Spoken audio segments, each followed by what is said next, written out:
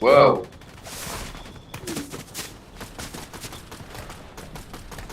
Look at my ping. Mac, we almost made it to 400 ping. We're doing great.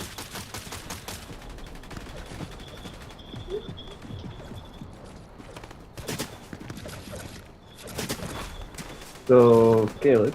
Yeah. Zane wants it to be clear that every time I'm here, Brooke is to not be invited or I go home. Alright. Because she does not want me around Brooke, period. I mean, every time she comes over, I go home. That's the fucking attitude you want to do, then sure. Well, she's...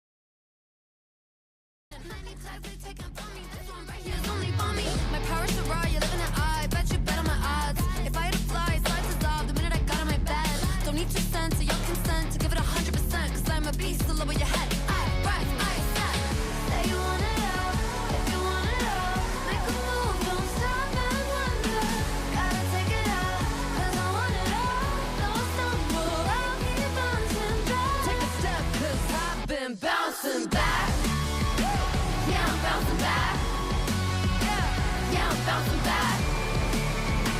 I keep coming back, I can't hold it back, yeah, I'm bouncing back. It's just a mission. I do them in my sleep, no commission. I like a side quest, love opposition with surgical precision. They make losing their tradition. Yeah, they talk and they talk, but what they say to me, I'm chewing it all, it's hitting my jaw the way that I heard you think. I'm building a wall, 90s tall between you and me. I'm out of space, you're out of peace. It's a different game when I'm out of league. Say you wanna love, if you wanna love, make a move, don't stop and wonder. Gotta take it out, 'cause I want it all.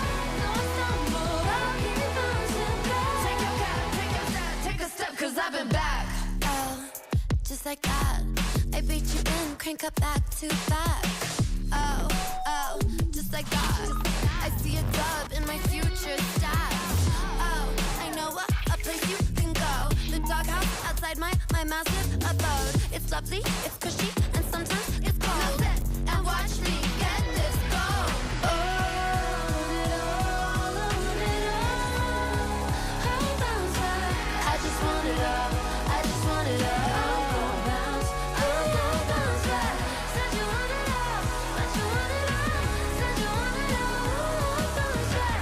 Said you want it all, but you want it all. I can have it all.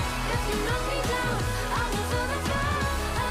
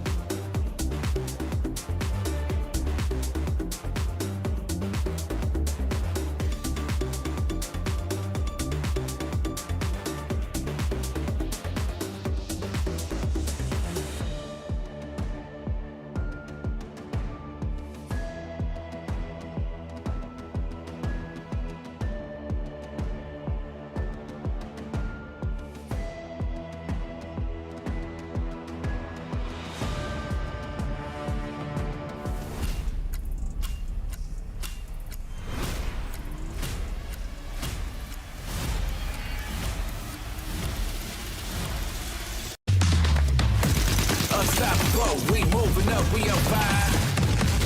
Unstoppable, we never stop, we feel higher.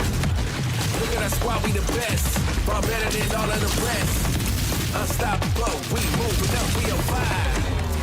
Never give up, never give in, stronger we tough, thick in the skin. This is our game, so let it begin. This is our team, get ready to win, ready to run, we're ready to play, ready to tumble, we ain't afraid. Enemies hide, enemies pray, look at the squad and just run away. Fortnite fam, day 2 of the grand finals. 6 games today. Players have had the night before to study, to make adjustments, to rethink their plans, and come in stronger than ever, because 6 spots are going to the global championship, and all to play for. Oh, that's right, there's also prize money and an Axe of Champions. I hope you're ready. It's FNCS time.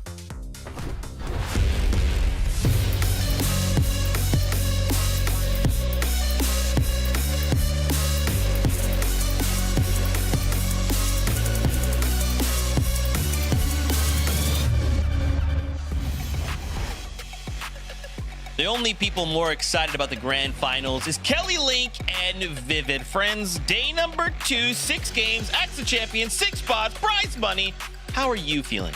Oh, I'm excited. I'm nervous. I'm sure not as nervous as our players, but my goodness, was day 1 such an exciting day for Fortnite. Not just for you, but of course, NA. It was absolutely incredible in the way that things ended off with Peterbot and Poyo on top.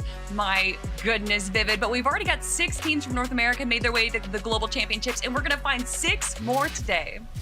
I mean, listen, we have constantly talked about it. Every single time you guys have seen our faces up here, it feels like this Fortnite season is just flying by. I mean, Major 2 has been no different. We are already on day number 2 of Grand Finals, just a couple of hours away from not only crowning champions, but for securing those Global Championships qualification spots. A lot to play for and just 6 games left to do it. Oh man, let's go ahead and start off easy here. Let's bring up that leaderboard. Let's remind ourselves kind of how things ended. To start, I'd like to go ahead and say, hey, that's right, NA, we got top 5 in NA. No EU in the top 5 currently. I'm looking at you, Veno. I'm looking at you, Moneymaker and Fanyan.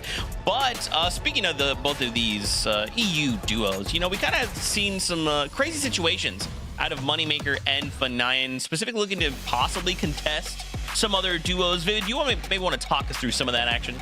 Yeah, so Moneymaker and Fanyan, I mean, obviously you can see they're doing well on the leaderboard, but they came into it yesterday in game number 1, kind of expected to land at this island split to the east of Sunken, and they were uncontested game 1, and out of that, they got 3rd place with 4 eliminations. But for whatever reason, they just weren't happy with that. And as you can see, just to the north end, by the way, Kentucky and Jocelyn Yamazar kind of had this contest going on.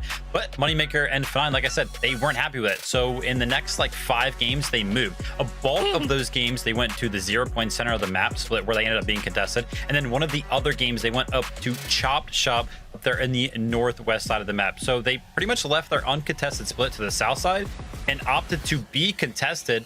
It's kind of working out for them because they're still doing well on the leaderboard, but it's also working out well for Jocelyn Yamzo and Kentucky because now both of those duos have kind of ended up with uncontested drop spots. So I want us to keep a close eye on how this actually pans out through the day and if we can kind of expect this to kind of remain how it is.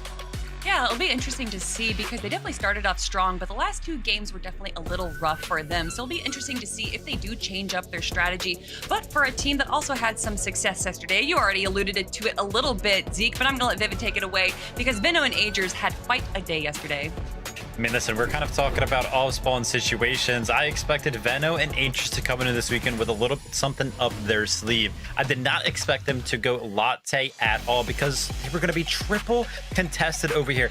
But this triple contest, it happened all 6 games. There was no secrets being kept from Veno and Agers outside of the fact that they are just darn good. Because I feel like anybody that watched those 6 games yesterday would probably agree with me in saying that Veno and Agers, I feel like, won that off-spawn fight, whether they were fighting or not. But the tough part about it is that when you're triple contested, you kind of leave the POI sometimes with not so great loot. I mean, their weapons and their utility is pretty good, but their mats were always just so low. So they were actually forced into a situation where they had to just take mid-game fight after mid-game fight after mid-game fight. That being said, I mean, it just worked out so well for them. We know they were our elimination leaders after just those 6 games, and the numbers do the talking for themselves. Because as you can see, this is a breakdown of all of our teams, or at least towards the top, of how many eliminations they were able to pick up between zones 0 and 7. So a bulk of Aegis and Veno, bulk of their action was just coming from those early to mid-game fights, 22 total eliminations from them. And we've seen in the past, especially when Veno first came over to North America and teamed up with Clix, that he does really favor these early and mid-game fights. But I feel like between Clix and even Curve, that he hasn't really found a duo mate that would be able to kind of follow along with him and keep up the pace of Veno, who is so fast, so aggressive. But I don't think that's the case with Agers. Agers is the perfect teammate for Veno. Being able to just stay with him and keep that aggression going is definitely a key to the success that we saw from them yesterday. I'm curious to see. Did we change something? Are we going to keep the triple contested situation? For now, though, as we continue to talk about day number 2, why don't we go say what's up to your casters, MDF and Jacob? Honestly, you're talking about day 2, Zeke, and honestly, one thing that always sticks in my head, if you don't learn from your mistakes, you're doomed to repeat them. And for Queasy, Victor V, Okus, and Zana, they may have had some mistakes, but they also had moments where they shine like no other, getting victory royales on the day yesterday. Yeah, it's a story that is so different from one to the other. Queasy and Victor V have very high expectations set on their shoulders. You saw their preparation has got them sort of out of the early game, but it's that mid game, the lurks that you saw in just the dynamic troubles in their area. So I'm curious to see how they're gonna adapt. And then Jacob, we have this team, right? Nothing to lose, everything to gain. Yeah, and honestly, both of these teams really have shown, because they have shared at one point or another a spot inside of global championship qualifying territory. They fell down a little bit, 14th and 15th place on the respective leaderboard, but it goes to show that one game can truly mean the difference, Zeke. It can, Jacob. That's why you have to fight it out until the final game of Fortnite. Fortnite's going to do what Fortnite's going to do.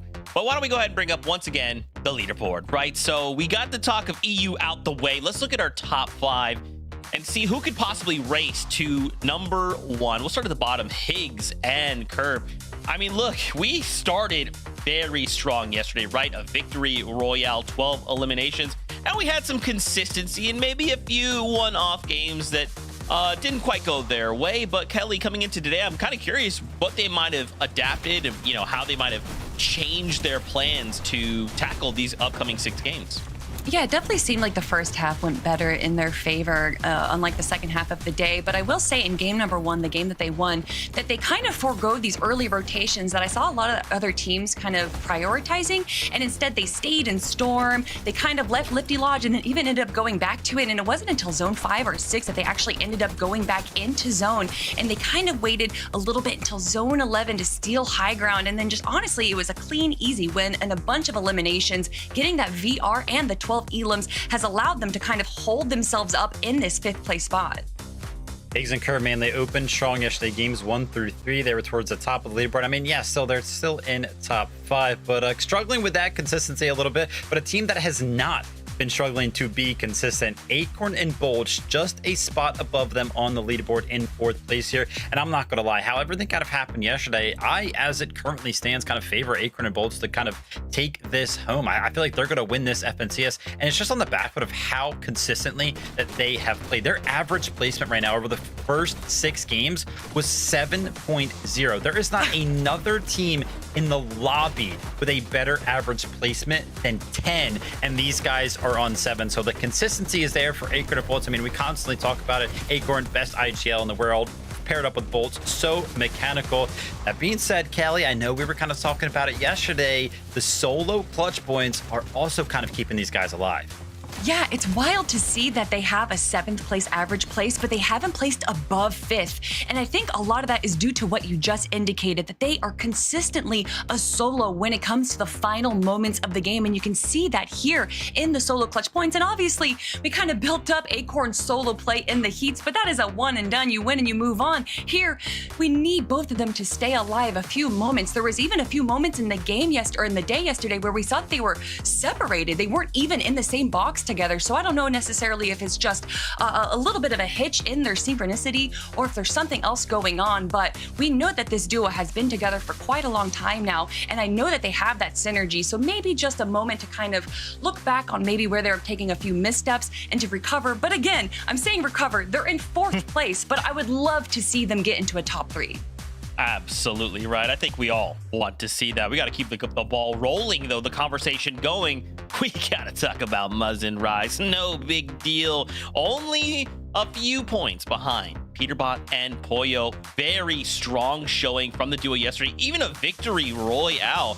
I guess I posed the same question. Now that we've had the evening to kind of moderate, to look over our gameplay, do we feel like they may have made some changes? Do we even feel like they need to? I mean, with such a strong showing, maybe they just stay the course? Listen, they got a first, a second, and a third yesterday. I don't know necessarily if they're going to have to make any changes. And I got to rewatch some of their games this morning. And honestly, right off the bat, they have so much success. Muzz lands on this crazy high plateau where there's a few chests, and he's able to grab some easy tags on some players, especially depending on how the bus path goes. He lands so much earlier than anyone else. And then they get the mythic AR from the boss that's nearby. And then they go into this mid-map. They're relatively in the middle of the map. So they have these early rotations, and then they can get the surge tower that's in the middle of the map, and it's on top of that plateau that Muzz already landed on. So they have so much vision around the map. They have so much in the early and mid game that sets themselves up for success, that they don't really need these crazy big pop-off games in the end, because they've just done so well in the early and mid. Well, listen, 34 points separates first and fifth place. 6 points separates first and third, and just a single point separates Peterbot and Pollo and Ritual and Cold. I mean, listen, Ritual and Cold, no surprise here. And we kind of talked about it towards the end of yesterday. If you kind of follow socials, Kinj always posts out his stats from the days, and Cold was all over it, man. He was the player with the most damage dealt. He had the best individual damage ratio. That being said, it wasn't actually the individual prowess that was so impressive for me yesterday. It was actually their average placement if you go ahead and disclude game number 4, because unfortunately they got 46th place, 0 eliminations. They went down just 5 minutes into the game. If you go ahead and actually disclude that game and kind of take their average placement without that one, it's a 4.2. If these guys survive the early game and just make it to the end game, how do you have an average placement of 4.2 there? It is absolutely incredible. They're playing so consistent right now, and I'm not entirely sure what happened in that game number 4, but they can kind of prevent that from happening and have 6 games today where they're constantly in the end game. I mean, listen, only 1 point behind, these guys could win.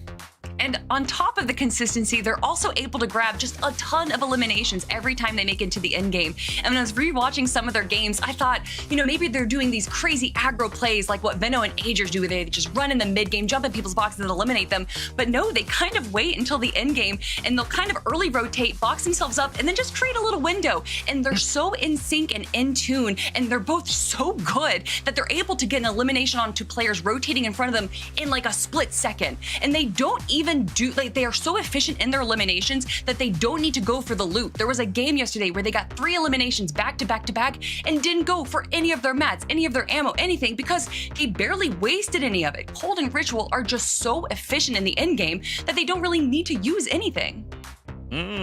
Crazy stuff, crazy stuff. Well, you guys did it. You said a duo's name, it activated my neurons, and now we must talk about them. Peterbot Pollo.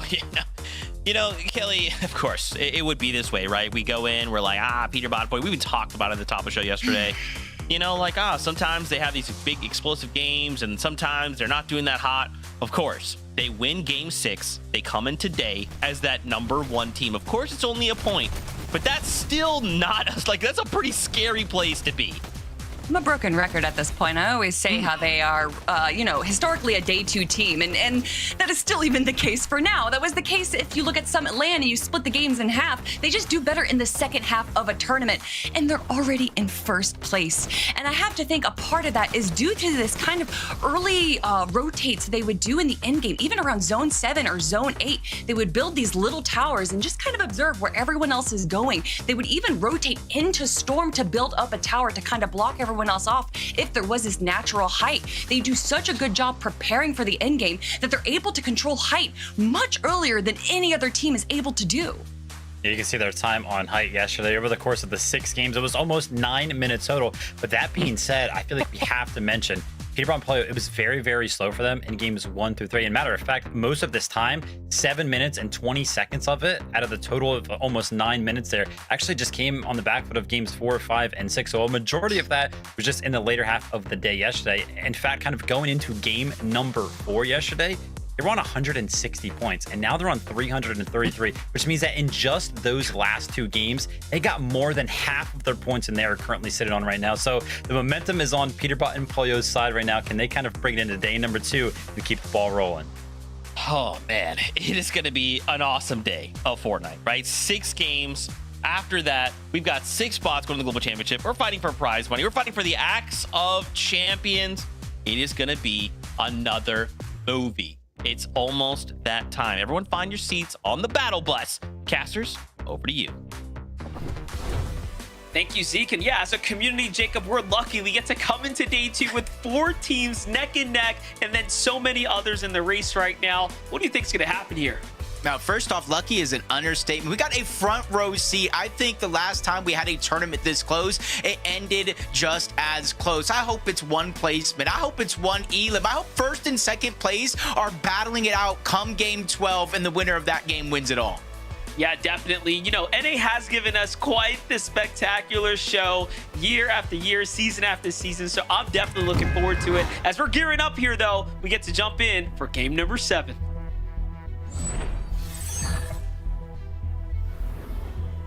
This is a big day for everybody involved. We crowned a Major 2 champion. If it's not for the prize money, maybe the Axe of Champions or the bragging rights to be the best in the world. We also have 6 global championship spots up for grabs. Some teams already have them secured, so we could have a roll down situation. And Monster, with these 6 games, one last day to really put your name on the map and keep your journey going, because you don't want to have to go through that last chance global qualifier.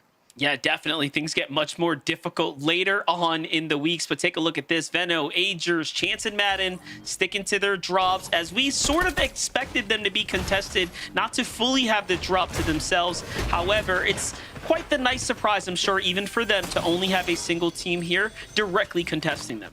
Yeah, they're not the only ones changing things up on this side of the map. I saw on the feed Aoxy Jojo Fishy taking down Void and Magma. That's another team that's just towards their west, as Tolzer and Ishu. This is a fight yesterday. We saw them kind of go back and forth, each team winning their respective off spawns, maybe even potentially trying to stay alive as a solo. And sometimes all you need is that one day difference, a time to kind of recollect, figure out what went wrong and fix it, but also figure out what went right and how to replicate it.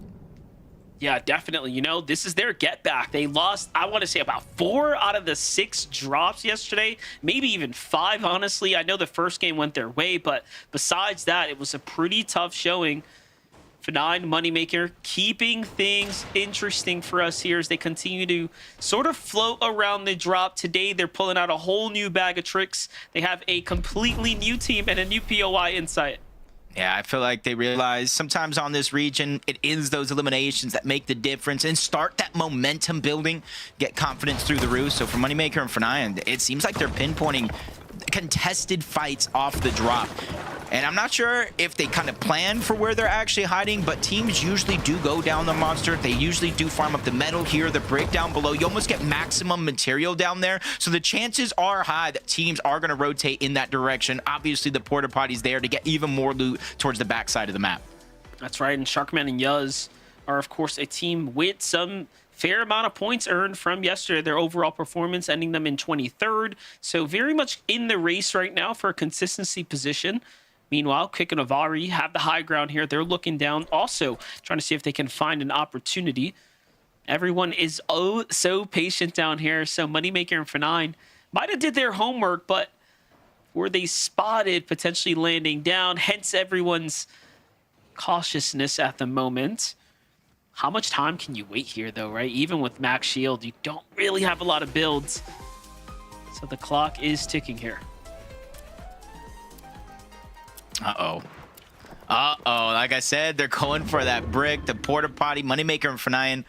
You're asking how long they could be patient for. Just a couple of seconds longer. They do have a team crossing their path, but they're just trying to go ahead and loot that boat. But you also have Quick and Avari still up above eyeing this altercation. So the initial plan for Moneymaker and F9 is let the fight break out. Listen to the noise, look at the feed, count the knocks, and then strike. And now they might be the ones trying to push what little advantage they might have. so interesting as they get closer, and I'm curious if they realize there's a team above them. They have to know, because Sharkman and Yuz are building for good reason. Now Vari and Quick are obviously not going to over peak, so although F9 and Moneymaker are exposed here, they're not actually in danger just yet from the high ground team. In the end, it does seem like they ultimately decide to leave. I think you kind of hit the nail on the head. They know two teams are here. When you see one disengaging out and you don't know where the other one is, a little bit too risky. As it does look like Paper and Zen are looking to go ahead and contest the Battlewoods against Ritual and Cold. This could be a blessing for Ritual and Cold. They get that first knock onto Zen, which is going to help them for Surge. I'm not sure how much, though. You can see 53 shield left on the Ritual. You got to imagine he took some sort of a shot. But while Paper and Zen contest Ritual and Cold, you can see Aviv and Veer at least trying to get a little bit of damage. It might be 20, it might be 30, but at least it's something to start the journey for Aviv and Veer. Yeah, a couple tags there to put them ahead. Cold Ritual play a lot more defensively now as they tuck themselves inside the base, just in case that team comes down. Not to be, of course, pinched here.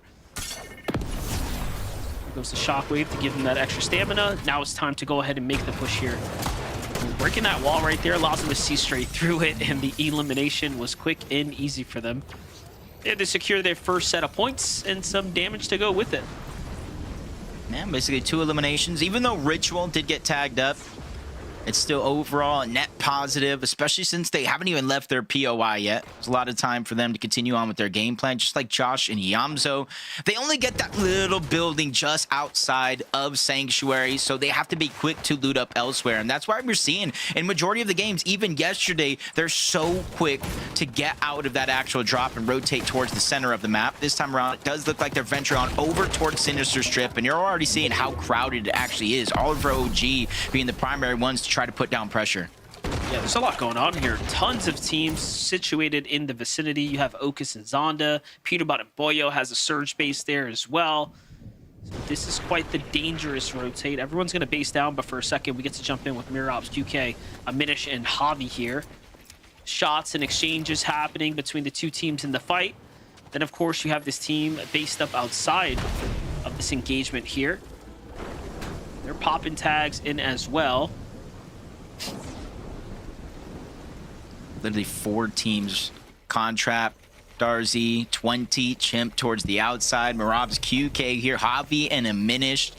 And typically throughout the day yesterday, it was Clicks and Rapid trying to put pressure on Maraps and QK in this exact same location, maybe a little bit more towards the east on that coastline, but it's interesting to see them not even kind of move over in this direction. So Clicks and Rapid also having a change of game plan here, at least early on in game 1, as we return back to familiar territory on the whole southern western part of the map. F9 and Moneymaker, you can see they kind of overstayed their welcome in the zone. My only question here, Monster, is probably the same one we had early on. Does anybody even know they're lurking around? Yeah, it's really hard to tell. You know, honestly, early on, I felt like there might have been some early indication, maybe some visual pickup. Hey, there's another team. There's extra gliders here. What are we going to do about it? Hence why everyone's taking their sweet, sweet time. But clearly, Quick and Avari had to have gotten into the mix here as they came down for the mending machine. So the fight with Yuz and Sharkman is already breaking out. Even looking at the map, F9 and Moneymaker doubling back, right? They're not exactly sure. And I think in their head, they must be doing the math. They need the damage. They actually probably absolutely need to get active here. The likelihood of them finding an easier battle later on, you know, further into the safe zone is probably not there, since the zone sort of landed on top of them in this general area. Man, I can kind of see rightfully so. I feel like they just invested so much time and energy onto this side. They feel like it's a must. And it was immediately as they started shooting, Avari, Quick, Yuz, Sharkman playing for a little bit of piece control. That's when I was looking at it, but you said it just in time that they are doubling back. And now they're really kind of just putting it on the line here. They're not necessarily rotating out, but they're putting themselves in a position to, no matter who wins this actual fight, they're going to have to rotate into Moneymaker and F9. So yeah, it's going to end up playing out. Both sides, of course, already digging into their heels. Sharkman gets control of the mending machine here. Remember, this will allow them to get those med kits as well, but these are some important tags coming from the low ground team of Quick and Avari. But Nine and Moneymaker are like, all right, we came back. They're still duking it out. Let's get out of here. They end up waiting just outside the storm line here. Regardless of who wins this one, they are surely going to be in for a treat. Yeah, for a situation like this, both of these teams need some sort of mathematician by their side just to count up the numbers, how much damage they're taking, and find a way to do the quick maths, because honestly, this is looking like almost a no-win scenario with how many shots they're actually trading off, how many materials they're actually using, how much gold they're actually spending. So the longer and longer this one goes, it's not only that third-party team, because you see in the mini-map, Moneymaker for 9 still lurking around, but it's everything that you're using in this situation, all the resources that it's costing you, to where even if you do get both of the eliminations, not just one, it's still not going to put you in a good spot. It's almost, like I said, a no-win scenario forming right before our very eyes. Yeah, I think Moneymaker for 9 are actually leaving out so that they can heal without giving away any audio sound effects or something like that, because there has to be a reason they're doubling back and forth as they try to find a clean entry in to lurk up on the team. Now they're coming in from the top down. Avari and Quick, though, look at this, down to their last med kit here, forced to start breaking their way through the builds. This is going to expose them to the outside. The 9 and Moneymaker now have to see if they can actually download what's happening here. This extra bit of information is going to be super important for them. Otherwise, they'll be left holding the bag. Look, they actually don't even realize that Quick and Avari have now left the drop.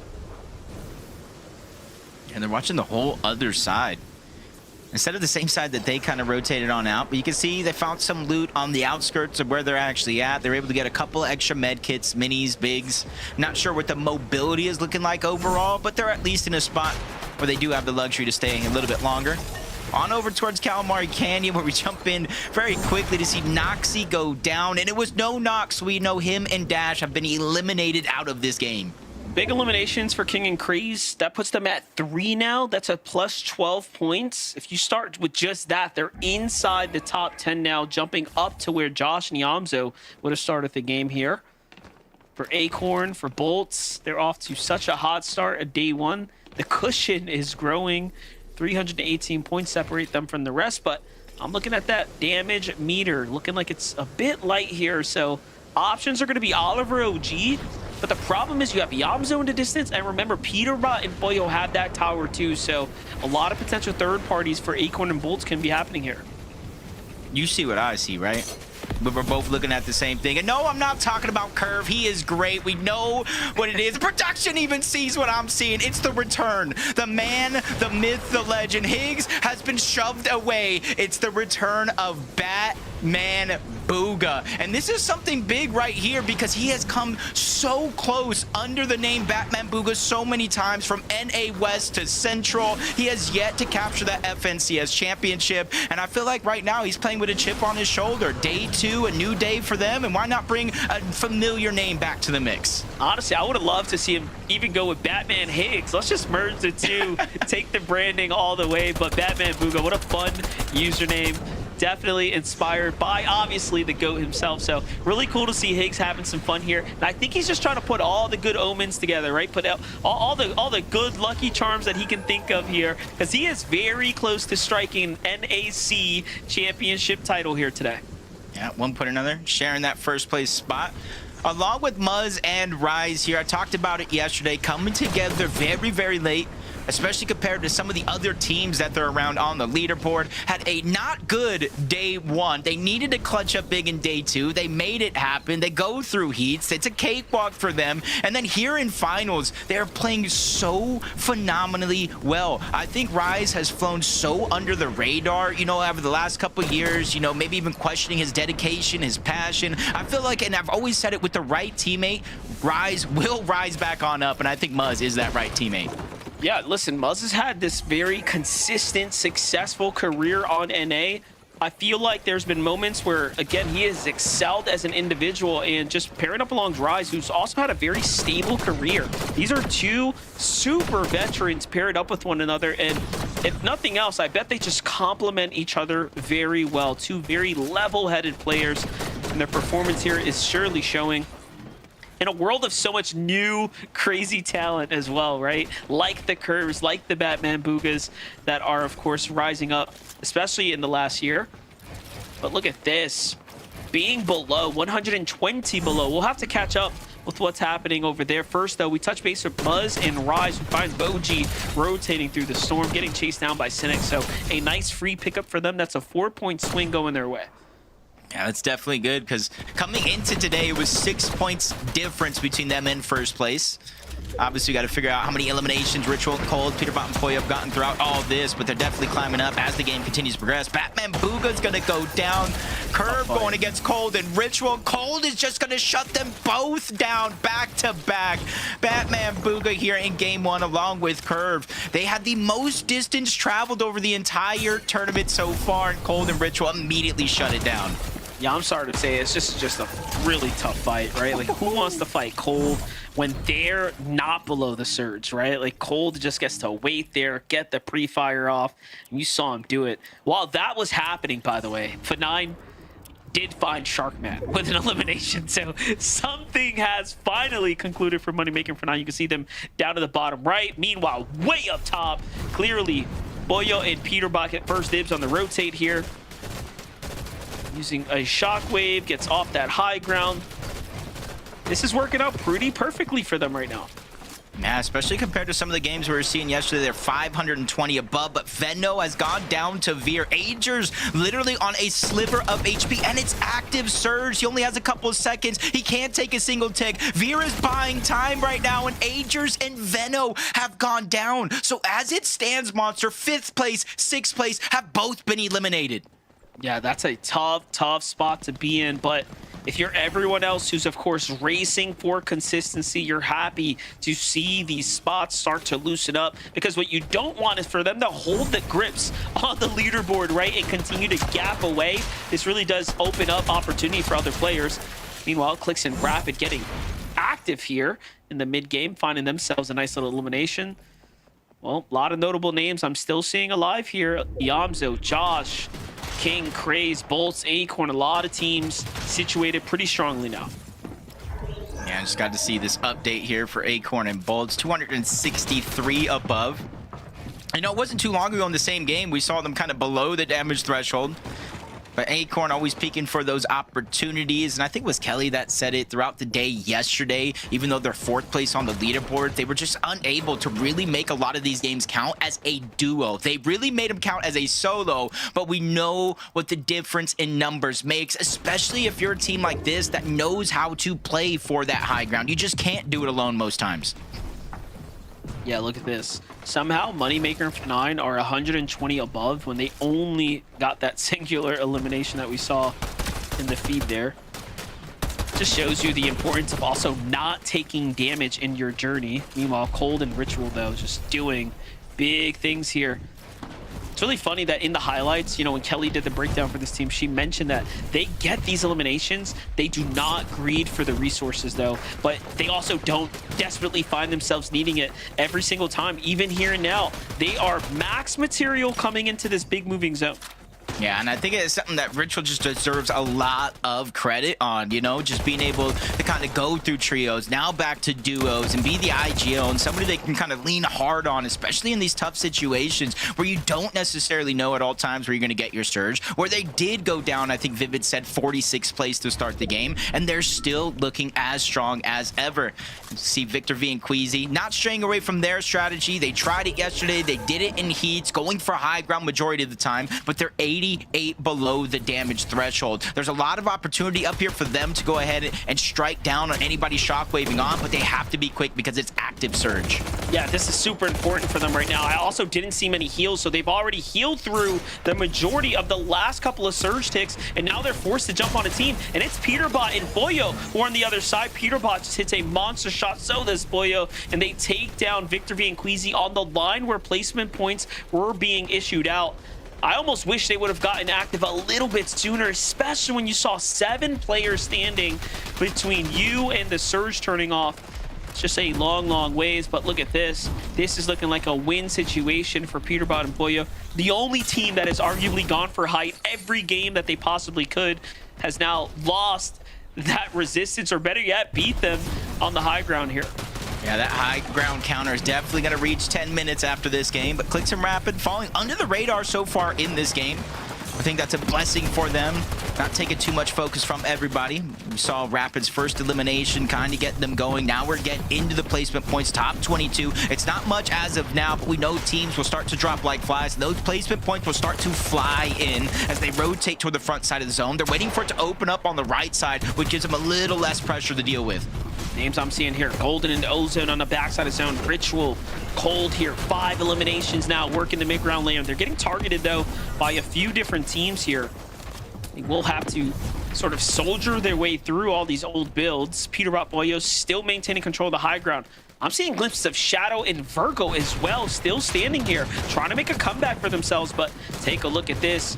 Cole dropping all of his material here for Ritual. Although he's going to try to stick this pickup, it's going to cost him a bit. So they got to run. He makes it. Ooh, barely, but they're in.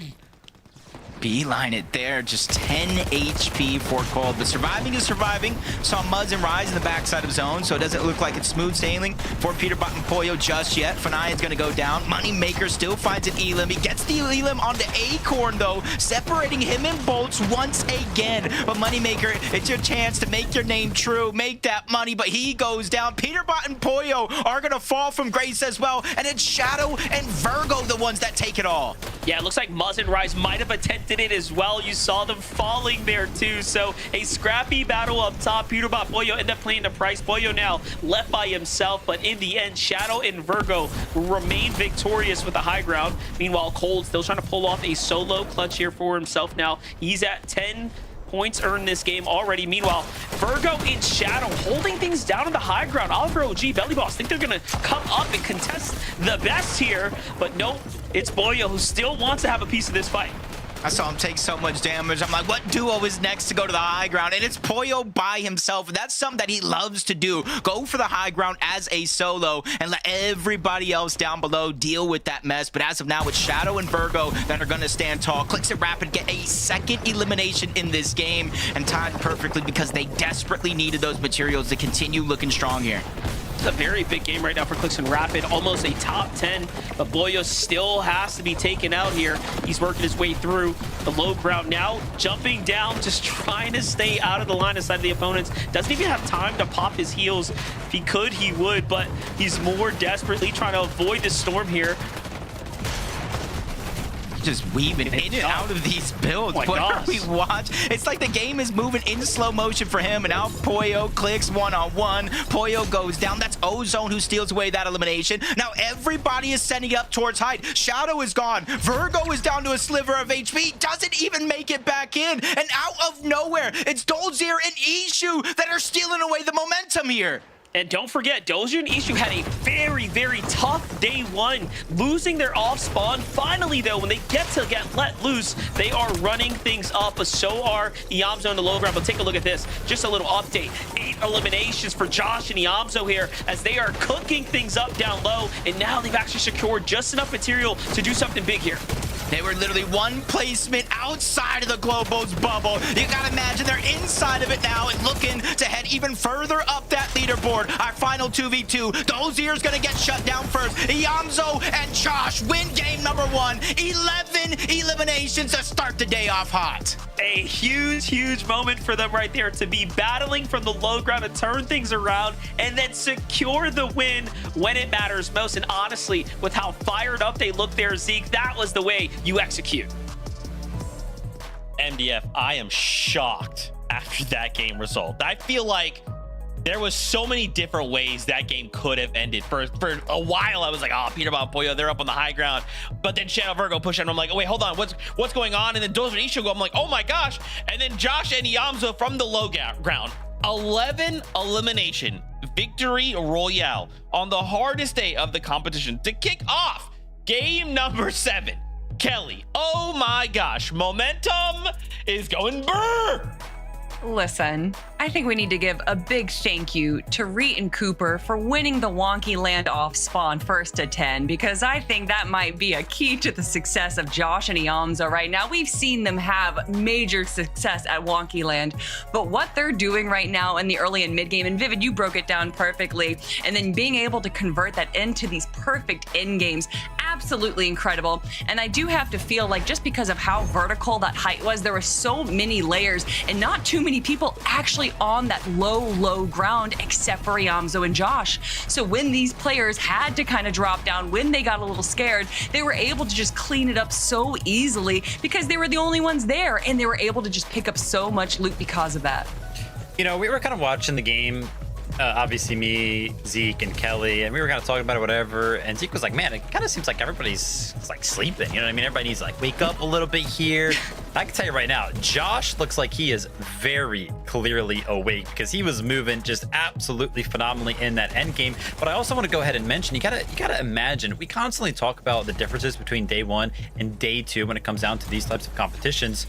Josh and Iamzo came into this weekend kind of expecting to go Wonky Land, and then of course they kind of like lost the rights to actually land there, and then they kind of came into it and they were like, oh, we're going to be contested by, you know, Seek and Taki over here at the split to the left of Clicks and Rapid, but now they're going to be uncontested. So now that they're kind of coming into day number two, you got to imagine last night they probably prepared around the fact that they are now uncon, and immediately that preparation, I would imagine, is starting to pay off with a game one victory royale.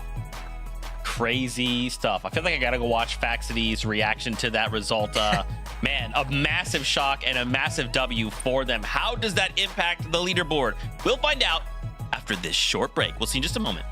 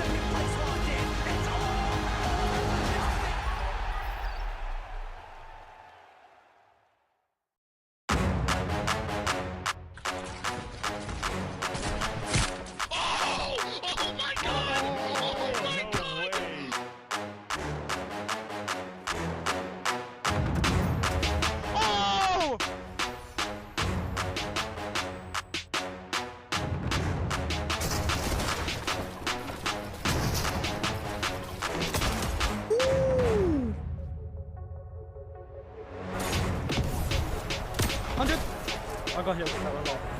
I'm popping a med bit. Wait, short. Got 6 builds? No, max up. Wait, if you're med play. 100! 100! Oh my god! Oh my god! Oh my god!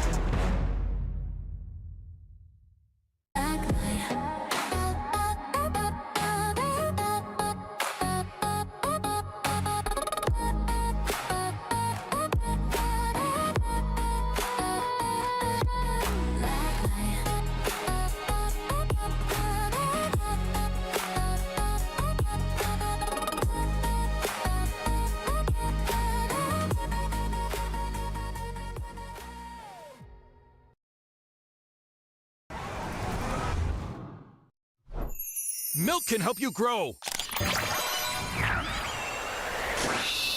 Milk can't prevent your ride from blasting into space.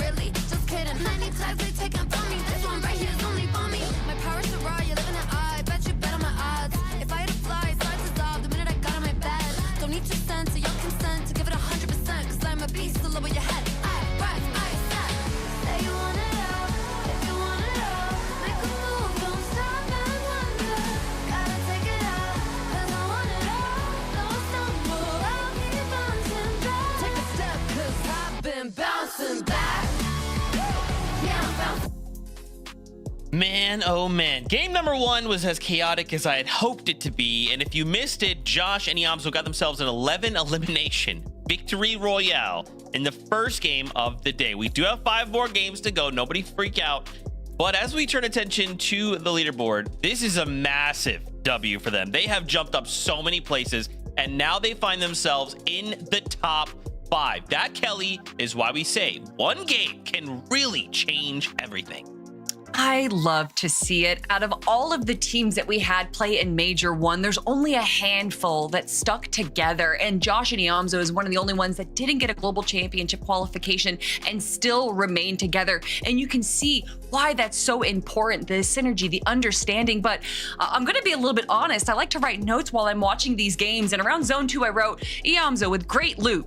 And then that's the rest that I have. We weren't really able to watch them until the final moments because so much was going on in those end games. And obviously, I know a lot of people were looking to Peterbot and Poyo, who were able to take high ground really early. And then, of course, it came down to that solo from Polo. We thought we were going to maybe see another Summit Land performance, but it did go a little bit less like that. However, Vivid, you called it out during the break that Peterbot and Ritual are just 1 point away from each other still after that last game. Yeah, incredible that we're kind of remaining very, very close towards the top of the leaderboard. And, you know, kind of taking a look at that leaderboard when we were looking at it. Actually, I'll bring that up in just a moment as we do see Peterbot play. It looked like this was actually going to be a good game for them because they had the high ground. As you can see here, Peterbot just quickly caught off guard. And I won't lie, high ground got a little chaotic this game. I mean, we saw obviously Peter and Polio up there. Queasy and Victor V were kind of fighting them for it at one point. Shadow and Virgo went for it at one point. We saw Oliver OG sending it up there as well. So high ground was a little bit crazy. But talking about this leaderboard right now, obviously we came into the day, and I just want to talk about the top 5 kind of coming into today and how they placed in game number 7 here, because it has opened up the door a lot. So Pete and Polio, that kind of came in today. They were first place. They got 9th that game. Rich One Cold, they got 15th that game. Muzz, 16th. Acorn and Bolts, 17th. And then Higgs and Kerr, they got 36. So all of our teams that came into today in the top 5 on the leaderboard barely broke into the top 10 at all. I mean, Pete and Polio were the only ones who actually do that, and it was just on the back foot of Polio's solo clutch. And so the door has been open for all of our other teams to kind of catch up. And, you know, we take a look at it here for Ritual and Cold. I'm not gonna lie, I thought Cold was gonna pick up 10 eliminations. That's what I was kind of calling for. You blink and you might have missed it. They just ended up being so shambles on the backside of the zone because Ritual was actually forced to go ahead for a res onto Cold at one point. I mean, when you see Cold practically get a 1v2 onto Higgs and Curve, I can totally understand why you thought they were going to be walking away with a 10 elimination game there. But unfortunately, there's just only so much you can predict, especially with Ritual and Cold, who kind of like to box up a little bit and wait for everyone to rotate in front of them to get those eliminations. Eventually, if you're not kind of super focused, lasered in on all the players rotating in front of you, you're not going to pay attention behind you. And if you just get caught out by a really big team, they're just going to get those eliminations quickly. But it's Cold and Ritual. If anyone's going to be able to bounce back, and I don't know how much bouncing back they're going to do because of how high up they are, it's going to be this duo. Yeah, I'm very interested to see that top 4 didn't shift at all, right? Peterbot, Poyo, Ritual, Cold, Buzz, and Rise in that last game.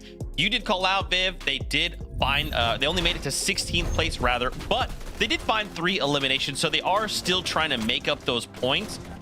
Again, you know, I'm trying, I want to be critical, right? Because this is day number 2. This is that moment where we are fighting for an Axe of Champions. We can't really make mistakes, but, you know, Viv, I'm having trouble, especially because it's just the first game. Like, there is always that feeler game that we just, need to come into, see how the lobby's kind of taken or adjustments they've made, and then, you know, take it from there. I mean, without a doubt, our top 4, we're taking a look at them. Acorn and Bold still kind of maintained to their 4th place as well. But that being said, Acorn and Bold, they're on 348. And you remember how I was kind of mentioning with all of our kind of top 5 teams doing a little bit poorly this game in comparison to how they were doing yesterday. You know, Josh and Yamzo are kind of the best example to use here because Josh and Yamzo came into the day 19th place, around 220 points. They're now sitting on 327 points. So that game alone was around 100 points for them. And they were behind 100 plus points from Acorn and Bolts yesterday, but now they are only 21 points behind, sitting in 5th place. So yeah, these top 4 teams kind of sitting up there. They've got a little lead, but it has gone down tremendously after game number 7. I honestly, Zeke, I mean, this is just game number 1 of day number 2. We have 5 more games to go. And honestly, the fact that we had so many of our bigger teams kind of fall down early, I love that. I want everyone in the top 10 to just be so close. I don't want to know who's going to win, who's going to go to globals until the final game. That was their plan. They're like, hey guys, just like let's everybody just chill out, just feel their game. That's actually not what happened. That's not what happened at all. We'll have to see though how things shake out. 5 games left to go. With that being said, it is that time once again. The game is ready for us. So casters, for you. Yeah, so this one's going to be an interesting day as it does continue because 1 point is difference. And if you look at the stats, there's 1 elim better for Peterbot and Poyo over Cold and Ritual, but they have just a little bit more consistency. Both teams having trouble with Surge at certain points in the game. This one is probably one of the best FNCSs in a while. Yeah, really tough to go ahead and crack the case that is Cold and Ritual. So consistent, lurking in the distance, and we don't really follow their early game story too much, so they come up out of nowhere. But sounds like Game 8 is ready. Let's do it.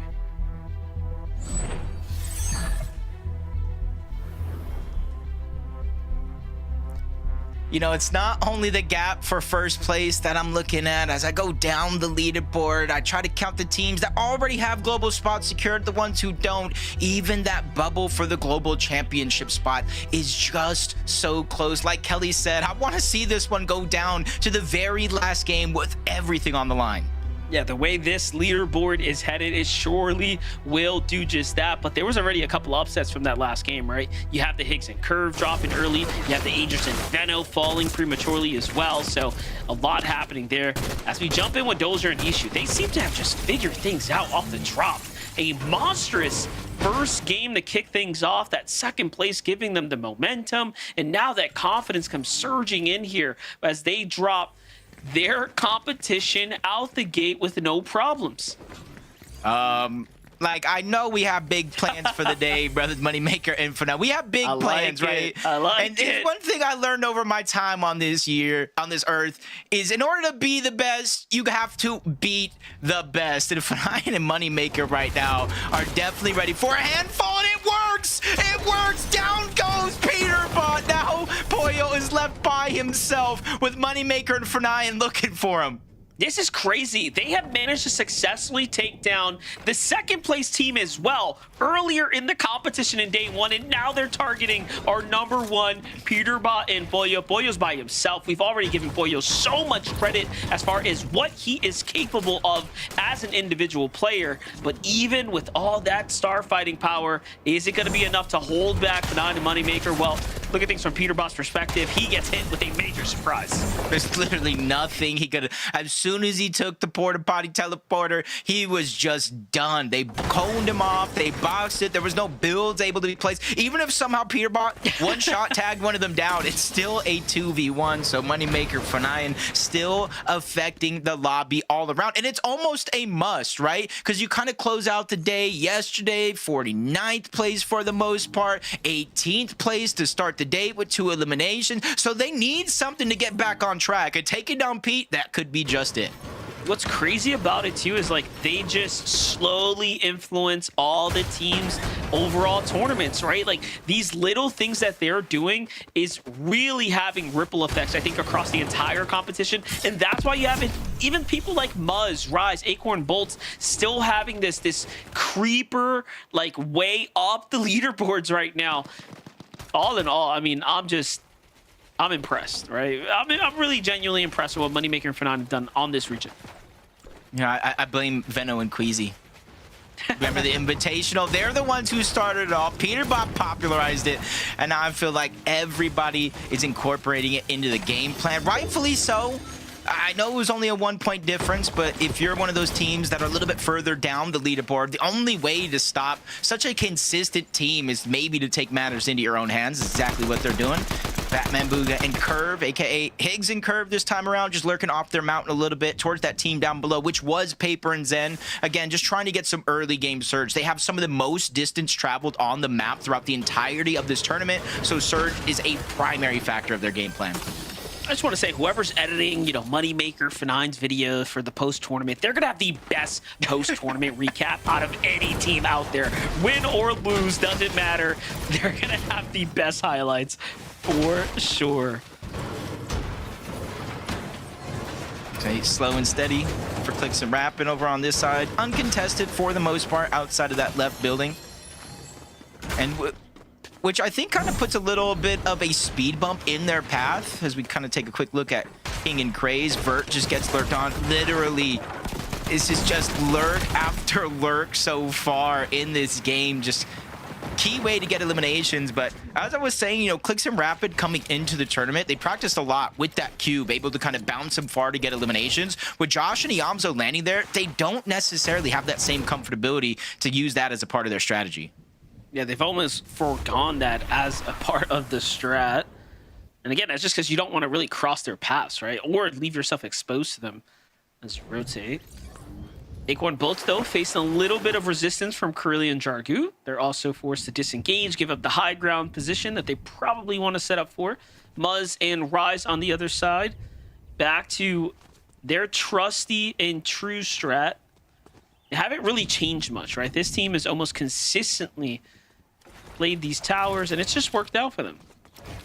Yeah, you can kind of see double ARs. Typically, they kind of switch that for a pistol if they can later on in the game, or something that kind of shoots just a little bit quicker, just in case they get in those box-to-box scenarios. But this is what they're doing almost every single game, like you're saying. They're just accumulating as much surge as possible before they're forced to move out by the zone. But even then, they let all these other teams that are further back from them rotate first, and they use that as a way to just continue to get damage. As you jump on board, Pollo here for a moment, still wandering around as a solo. You got to imagine he has enough gold, but where the zone is going plays a huge role in if he's able to safely get the reboot back or not.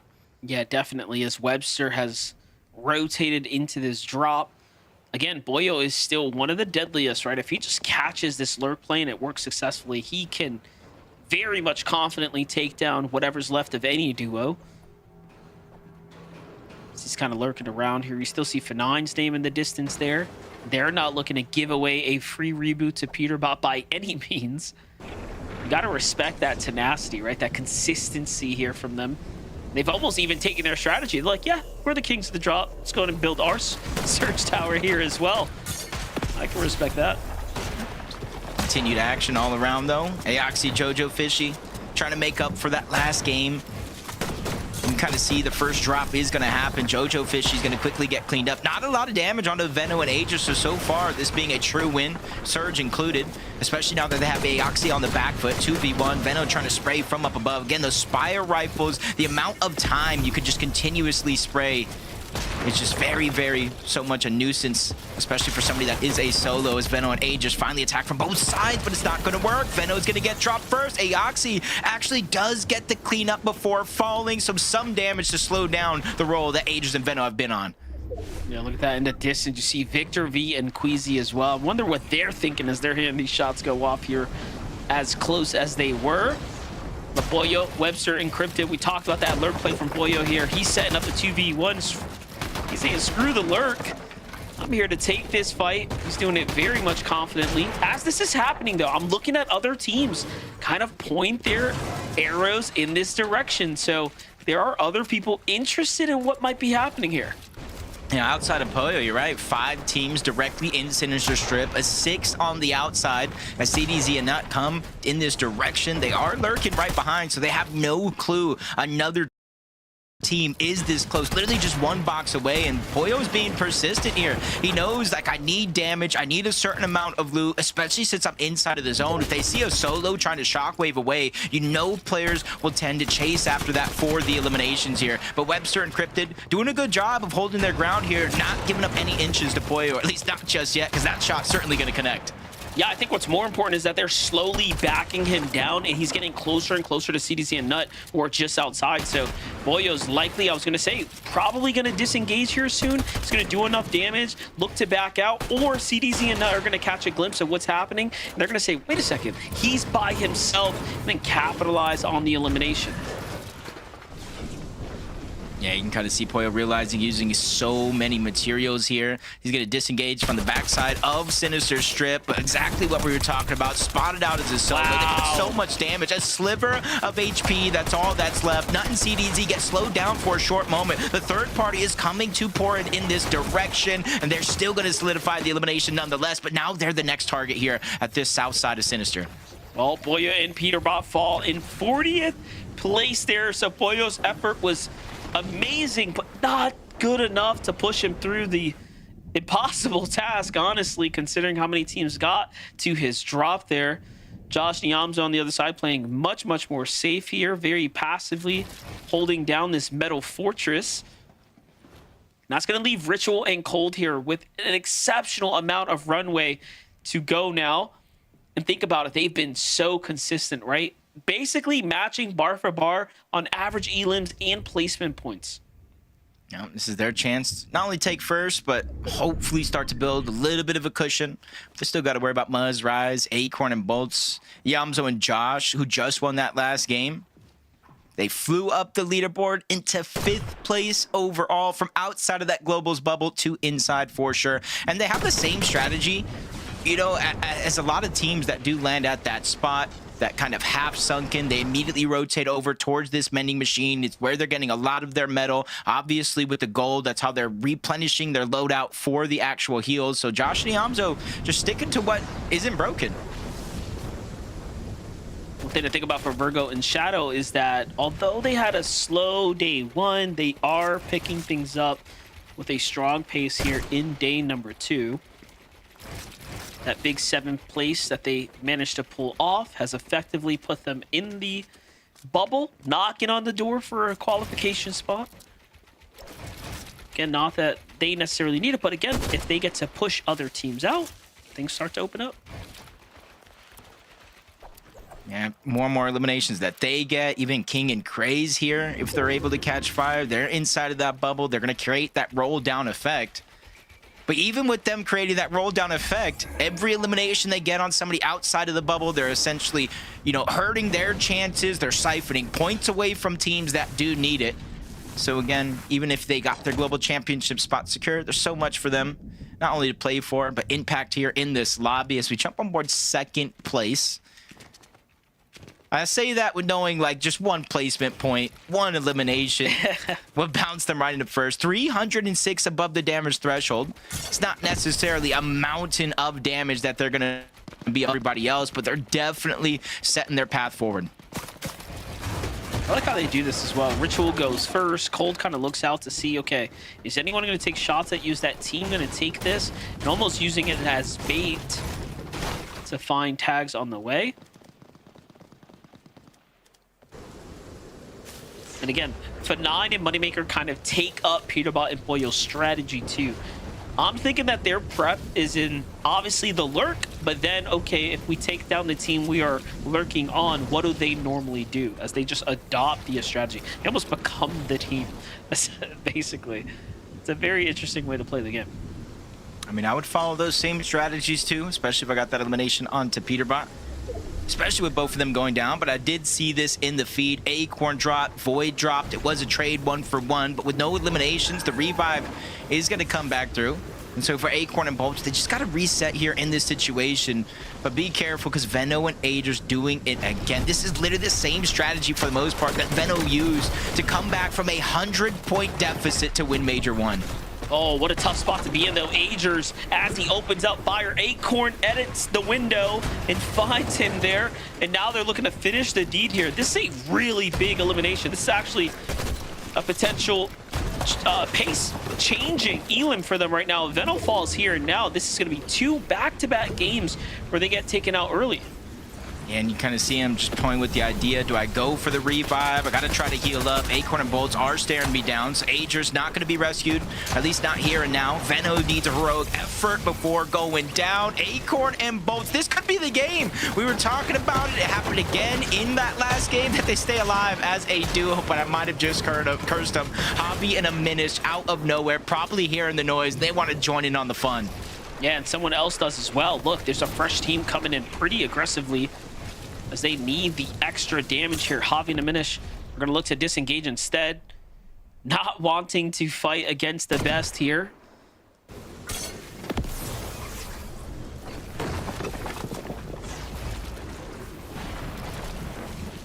Rightfully so. Acorn and Bolts, you know, just getting it down. Literally going from one fight to another by getting those eliminations onto Veno and Agers. And since they already have the vending machine locked down, they're not necessarily too worried about the heals they're going to bring with them in the next stage in the game. They just have to be on their timing because it is a 2-tick. It is going into a 5-tick.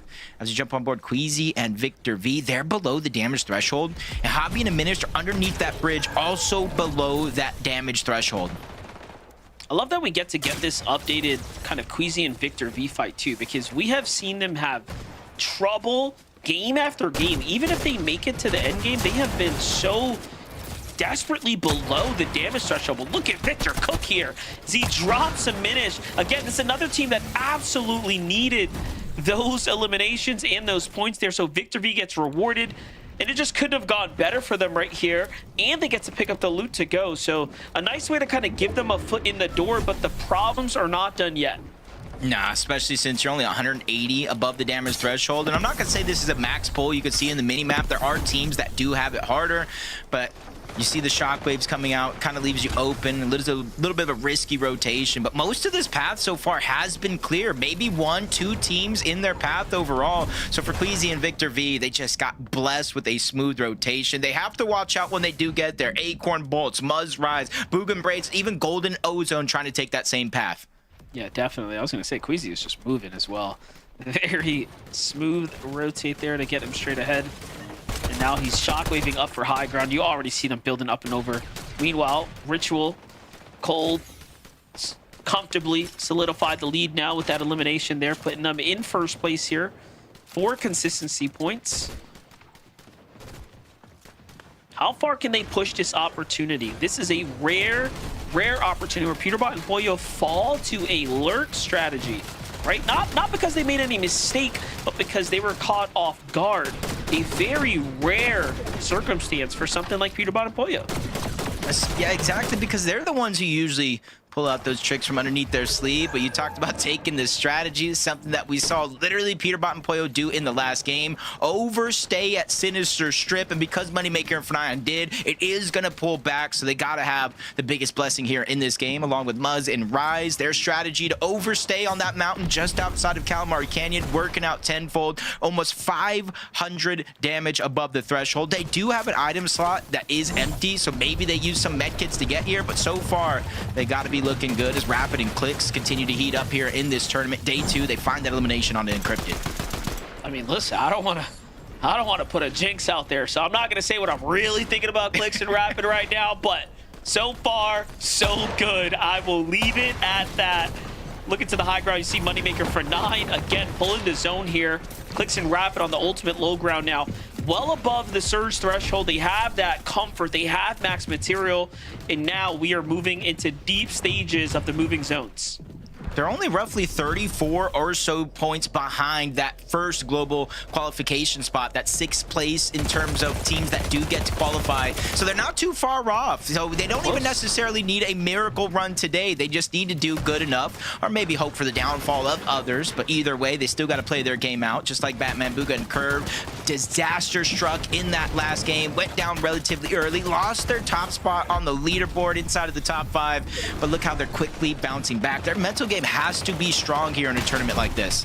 Yeah, definitely. Listen, Curver has already expressed himself saying that he has found the confidence after becoming a champion of that first season alongside Veno and then doing what he did inside of Heats. It's really changed him as a player. In the end, though, it's going to be a matter of can they perform. I'm looking at Queasy find Calixi in the feed there as well. Noxy Dozier still getting active too.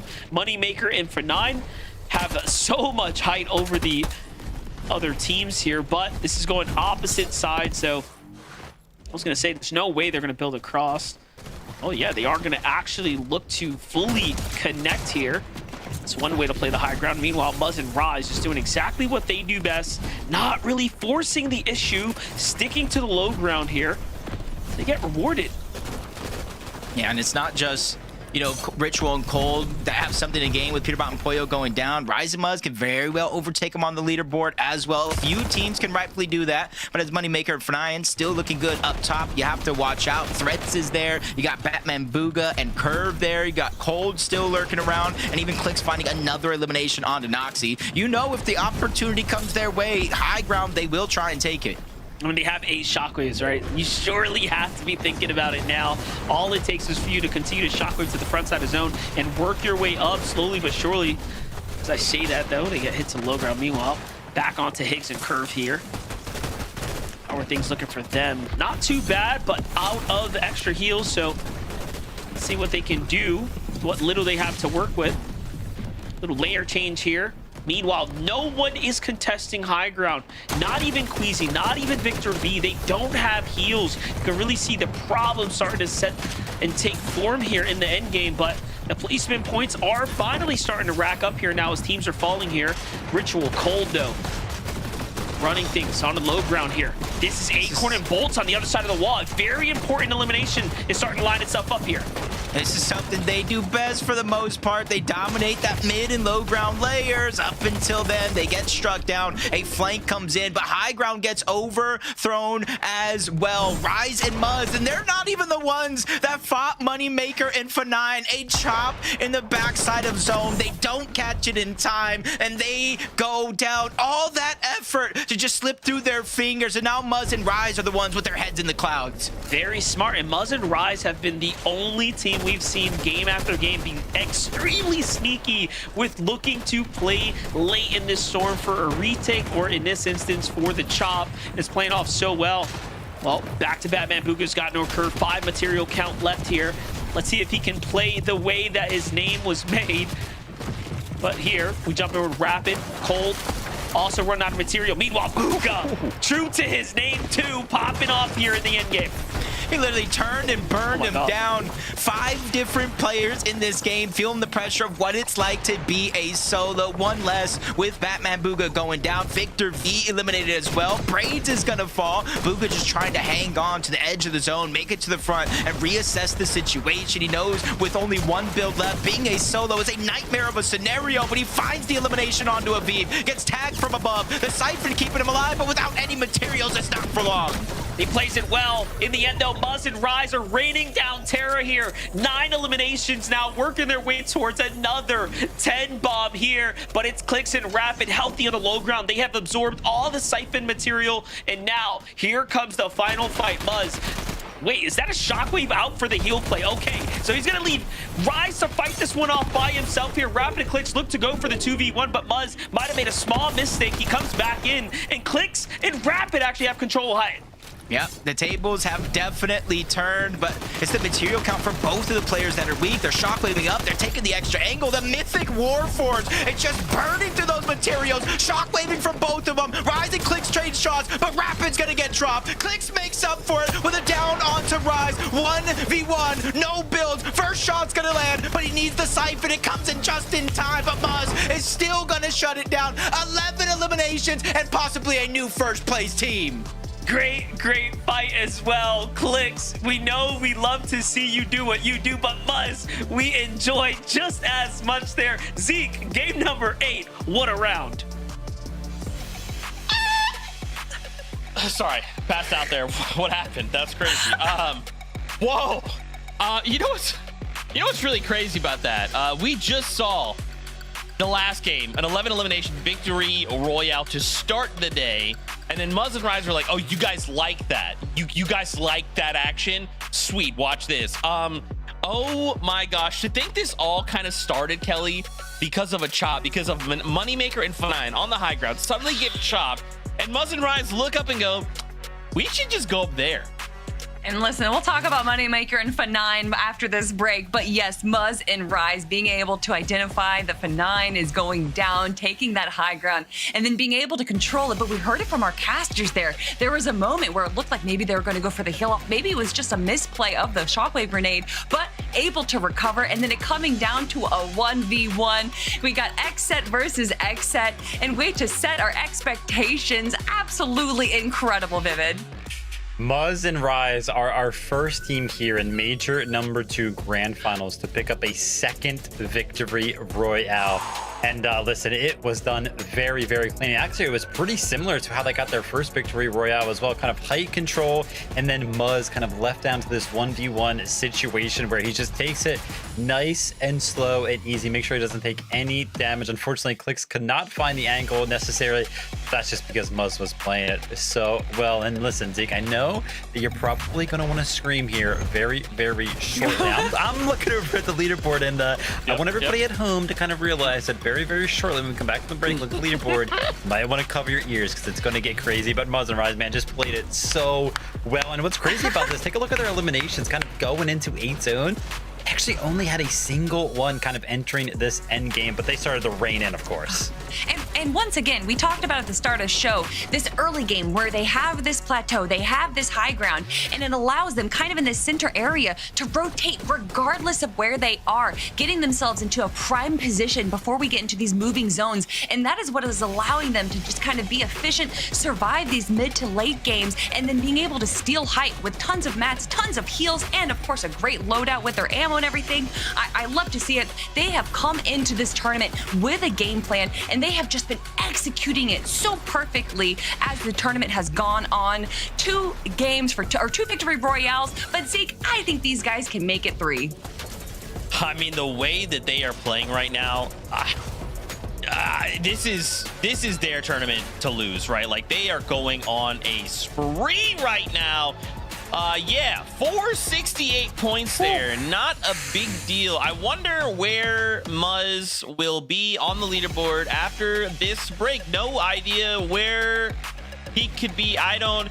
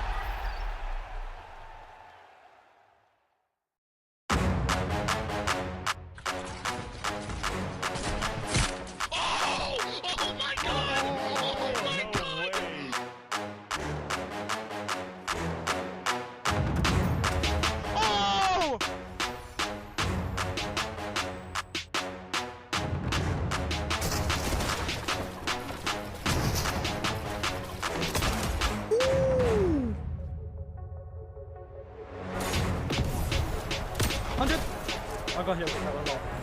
I'm popping in med bit. Wait, short. Got 6 builds? No, max up. Wait, if you are med play. 100! 100! Oh my god! Oh my god! Oh my god!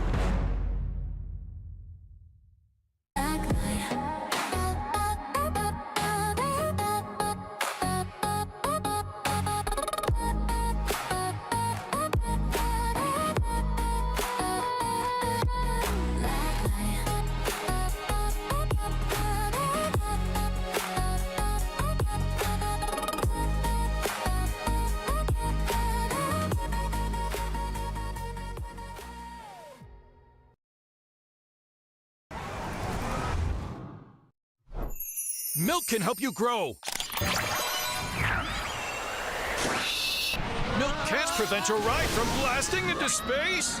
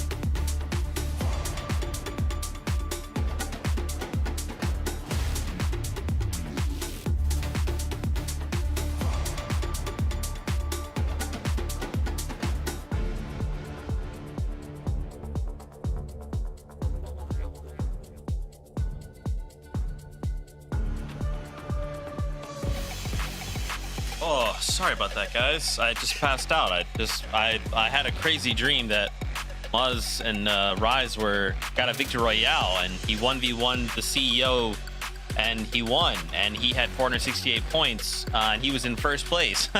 What a crazy dream to have. There's no way that the standings would reflect that, right? That's not real life, isn't that? Is that gonna be kind of crazy if that happened, Kelly? Hello. 468 points, 66 points ahead of Ritual and Cold. And also, Acorn and Bolts is jumping up. Peterbot and Pollo drop down. And of course, we know that Moneymaker and Fortnite now have a giant target on their back. But Vivid, how can you put a target on a moving target? Because they're just dropping everywhere. So much is going on. But of course, we do have to look at what happened to Peterbot and Pollo in this game. Yeah, Moneymaker and F9 trying to make something happen. We've kind of seen this. Again, they were kind of expected to be landing somewhere completely different on day number 1. They decided to go ahead and opt to just kind of, land wherever they want to. Moneymaker and F9 kind of playing anti-strat here against Peterbot and Pollo, just kind of waiting for Peterbot to go ahead and take that porta potty and into the loving arms of Moneymaker and F9. That being said, listen, you can see for the first time in forever, I feel like we've kind of, jumped into the competition yesterday. Moneymaker and F9 have actually left the top 10. They are now 12th place with 270 points. So the strategy right now is currently not working for those guys. Obviously, though, for Muzz and Rise, working very, very well for them, because all of our top teams, man, are struggling to kind of do well. Second place, Ritual and Cold, they're kind of holding on to that second place, but they're kind of used to having just a 1-point disparity between them in first place, and now it's 66 points because game number 7, they got 15th, and in that game right here, game number 8, they got 16th. So Ritual and Cold are struggling to kind of play as consistently as they did yesterday. Yeah, you can just see between their loadout, comparing what we saw at end games from today and yesterday. They just don't have that many mats. They don't have any heals to go into this end game. And what they relied on yesterday to get these easy, quick refreshes just aren't working out in their favor. You could see them pushing so hard onto Acorn, trying to get that elimination quickly. But unfortunately, if you even take just a few extra seconds to get that elim, especially in the end game when everyone is so close to each other, you just have that back open and it allows other people to get eliminations onto you. But of course, just looking at this leaderboard right now, we can see that a lot of our global qualifying teams are slowly starting to climb up into that top 6 spot. We see Kingling, we see Shadow now in 7th and 8th. If they're able to break into the top 6, that allows these qualifying spots to drop down. And look who's in 9th place right now. Clicks and Rapid, the team that we thought potentially after day number 1 might have fallen off, might have not had an opportunity to really recover. But of course, we get this game right now, Vivid, game number 9, where Clicks, the CEO himself, is showing up everyone, and it was so close to the final moment of a 1v1 where Clicks could have come out on top, but second place is still pretty dang good. Yeah, this is exactly what Clicks and Rapid needed, a little bit of a reset. I mean, obviously the second place with 5 eliminations here in game number 8 is going to be the highlight so far of day number 2 for them, but I mean, game number 7 was also pretty good in 8th place with 2 eliminations. So they have seemingly figured something out. They just have to kind of keep it rolling here. And yeah, you mentioned it. Clicks and Rapid are in 9th place. I did also see Aegis and Benno there in 10th place. And, with Kingling and Craze and Shadow and Virgo kind of jumping into the top 10. Yeah, those global qualifying spots right now, the threshold is currently 10th place. So everybody in our top 10 would be going to globals right now as it currently stands. But there are still 4 games left to play. And if game number 7 and game number 8 have taught me anything, it's that this leaderboard is not done changing at all. So all of our teams still got to play well. Yeah, man, now the competition is getting closer and closer, right? I mean, it's really only Muzz and Rise that have that lead. Everyone else is very close, from 2nd to like 7th place. You can even argue 8th place as well. This could continue to go any which way, and it's all off the backs of what you called out earlier, Vivid. If a team has these, kind of rough games where they place like 16th or further out, everyone else is going to take that opportunity to climb that leaderboard, because we're all fighting for one of 6 spots going to the global championships. Oh, I'm getting super excited. We are ready though. Game number 9 is here. We got to jump right back into action. I'm going to find my seat on the bus to cheer on Muzz and Rise. I mean, to watch Fortnite. Let's go, casters. Zeke's losing it, and we're only halfway through. Well, after this game, of course, but Jacob, it is heating up here. No, it definitely is. I thought the 1 point difference was exciting, but Muzz and Rise getting their second victory royale, and it's been since 2024 was one of the last times we seen Rise at the top of the leaderboard. They were so close in that major after day one. It fizzled away, but this could be the moment. I feel like this is a resurgence of Muzz and Rise. Yeah, definitely. And listen, the way that they're playing right now, it is slow and steady, and then out of nowhere, explosive when they decide to go for high ground. This execution's looking perfect. So far, we haven't seen them actually have this amount of pressure, though, playing when you're in the race to the finish line, right? So for Muzz, it's been a while since he's had this on his shoulders. Yeah, and then you also take into the fact that, honestly, every single time there's a new team in first place, there's some sort of shenanigans that does go down. The next game is ready. Let's see if those same things will continue here.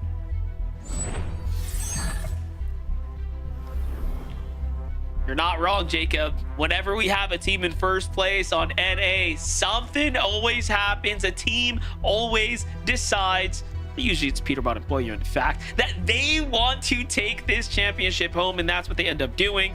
But right now, you know, that's not really their bigger concern. I think their other concern is, can I just be consistent enough and kind of make my way through to the end game? For Dozier and Ishu, though, they've managed to kind of tighten up their drop against Skittles and won the first two games here, but Ishu's going to be the first casualty of this engagement. Dozier tries to disengage. Can he get far enough? Yes, he can. He's actually lucky they just had SMGs, so his tournament's not over yet. Meanwhile, I saw on the feed there, Shadow and Virgo seem to have been contested as well. So there's a lot happening here. Yeah, this is kind of, you know, game 3 of day 2, game 9 overall. So we're not necessarily on the halfway point of day 2 just yet, but you can see that teams really kind of starting to change things up. Moneymaker, Fanayan, they go back on over towards the split 0-point drop where Oliver OG and Paper and Zen are battling it out. They let the fight start and they crash the party yet again. A strategy as far as the early game goes that has been working near flawlessly. It's about executing in the end game. X-Spawn just trying to stay alive, but he does have the sliders, and he's trying to slide his way to safety, but eventually they're going to cut off each and every path, especially more so when you run out of builds. But he right now is schmoving right now, Monster. Yeah, definitely moving, as Moneymaker and Fanayan tried super hard to go ahead and get those eliminations. In the end, they do succeed. You know what's crazy too? I know Vivek kind of said, hey, like, it's not really working for them, but is it? Like, I don't know. I think the strategy is sort of working, because when you look at them in their survival time, the last two games, 20 minutes and 19 minutes respectively. So they were deep into the end game, and something at that point went south. So I don't know. I'm really curious to see if Fanayan and Moneymaker will pull another big end game and steal away a global championship spot. Especially since the leaderboard is that close. You know, not only you having a good performance in one of these games, but somebody else, like we've seen today already, you know, missing out on some crucial placement points. I think as Zeke was saying, top 15, top 16 or worse in some of these games, leaving a lot of points on the board. As King and Craze, we see him outside the Calamari Canyon trying to take advantage of H-Cube and Vlex. Good damage is there, but Craze gets tagged up himself. That's going to slow the roll just a little bit, but King is making sure to keep a bird's eye view on them.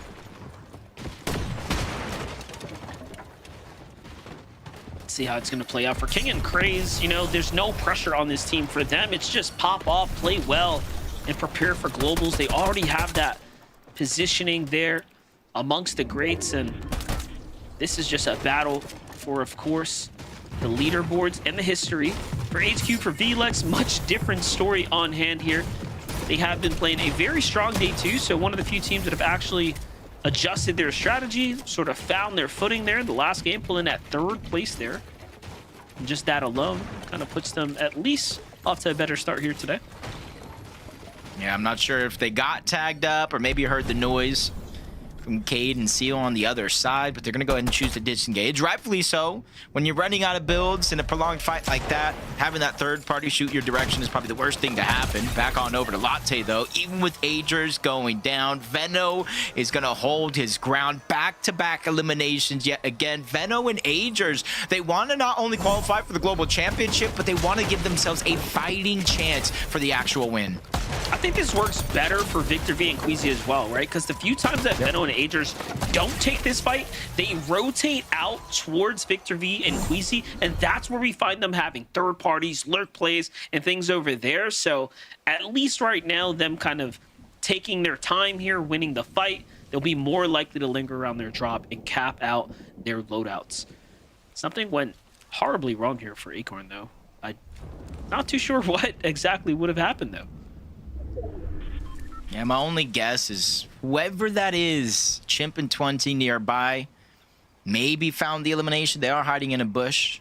Either way, Booga and Braids in the distance. So Bolts needs to start figuring out where he's going to go, how he's going to get Acorn back in the game. Luckily for him, though, the zone is kind of pulling off these shorts. So we'll see teams from Golden Grove and further south on the map start to rotate on out. So that could be his small window of opportunity. Definitely. Well, let's see it here. Boyo Peterbot from their draw spot. You can see they're not sticking around for too much longer than they also have to. They've gone chase the team down, got a nice little set of eliminations, and back they come to the Sinister Strip. If the last game told us anything, is that teams will gladly rotate in here. So we've already known now that Peterbot and Boyo have a lot to look out for and can't let their guard down. I feel like nobody should feel safe in this game at this point in time. How many lurks have went around today, yesterday, especially if you were able to rod view it. As Moneymaker for Nyan end up in a tough situation. Iamzo and Josh right now just trying to push him out. Moneymaker's going to be the first one dropped, and Iamzo gets both of those eliminations. So even though Josh has been playing phenomenal today, Iamzo has been the consistent heartbeat for this duo, getting them out of tough situations, clutching up as a solo, and I think that is allowing for Josh to feel as confident as he has here today. Well, you know what? That's a big elimination. Fortnite and Moneymaker falling early. They were one of the few teams that were basically tied on the bubble for one of the consistency spots between the 10 to 12 position teams. The gap down from there is about 40 points. So now that one of those few teams have fallen, this leaves a little bit of runway for someone to take away a consistency spot from a different team. Looking at Dash, Noxy, Victor V, Queasy, Angel, Batman Joe, even Dozier and Ishu. Still plenty of opportunities as the leaderboard does go down. Just need to be able to not only have one big game, but close out the day strong. This game here and 3 more to close it out. And you're kind of seeing everybody begin to rotate in. Rapid clicks. Again, you've seen like a little resurgence from them here in day number 2. And I think part of that is focusing on getting that Storm Surge. We saw their struggles yesterday where they were on the line below that damage threshold, and it kind of forces your hands. Now they just have a whole different freedom. Yeah, most definitely. Muzz and Rise have the most Spire rifle damage of all teams with 4,776. I think it's really fitting of this duo as well. Like we talked about, their history, their tenure. These players date way back to their early Scrim Q-Snipe days, right? These are the guys that were a part of the innovative strategies of Surge Towers. They're used to playing high ground and going for tags for your primary means to get Surge, so it makes sense that they would be dominating in that way here. But Jacob, what is this action here? You have Liam and Jace on the edge of Storm taking a fight up against Seek. And Taki down below. Probably just trying to get some early surge. You can kind of see relatively on E when it comes to those materials. So trying to replenish everything they're using and losing in these moments here. But for Liam J, Seek Taki, the longer and longer this one takes, the harder and harder it is going to be able to pick yourself up and dust yourself off and turn it into a phenomenal game. Still 1 tick per second inside of the zone. And that's where you kind of see on Taki at the bare minimum, 90 left on the Chug Jug. That's the only real HP he's going to be able to get back. Yeah, that's pretty much the last of the squeeze there. Well, Liam and Jace, they've kind of had enough here in the Storm. They have a long rotate as well. You saw the first zone closing somewhere around that Sinister Strip territory of the map, so quite a fair bit to travel here.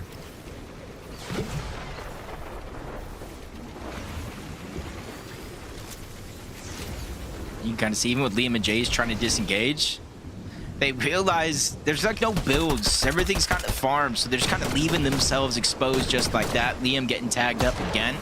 Seek and Taki just trying to take the last couple of opportunities there. Since they did end up in a fight, they did take damage. Just trying to ease up on that pressure. Higgs and Curve, aka Batman Booga and Curve on the north side of Lifty Lodge. So we saw that as you were talking about the bottom of the zone over towards Sinister Strip, the north side over towards Lifty Lodge. And since you see at the kind of the bottom left of the mini map, you kind of see it's kind of circling in that direction. So we are pulling west as well. We're going to see where the zone goes in roughly 10 or less seconds. And so hopefully for Higgs and Curve, this could be the game that gets them right back on track from yesterday. Yeah, they're not out the race. They're not out of the conversation. Yeah, they might have had a little bit of a difficult, right, first game, second game to kind of start stuff off, but that last round they fought their way to the end. Meanwhile, Crazy and Kingaling just continue to take that confidence through to a whole different level, slowing down HQ there, the big elimination. Meanwhile, Bolts, again, no Acorn in sight, right? So he's having to fight this one out. He's taking on a 2v1 right now. Already he's got himself an elimination, and he's got an HP lead. Yeah, for Siphon, since he has no extra HP, is important. As we kind of switched on over, I did see Acorn for a second, but he did go down again. So Bolt's getting the reboot off. Clixie and Aiden trying to take advantage of at least one of those two players. But little did they know it was Acorn and Bolts right now feeling confident. Push that player off. He has full control over the mending machine. And so it should be another chance here in this game that we will see Acorn back in.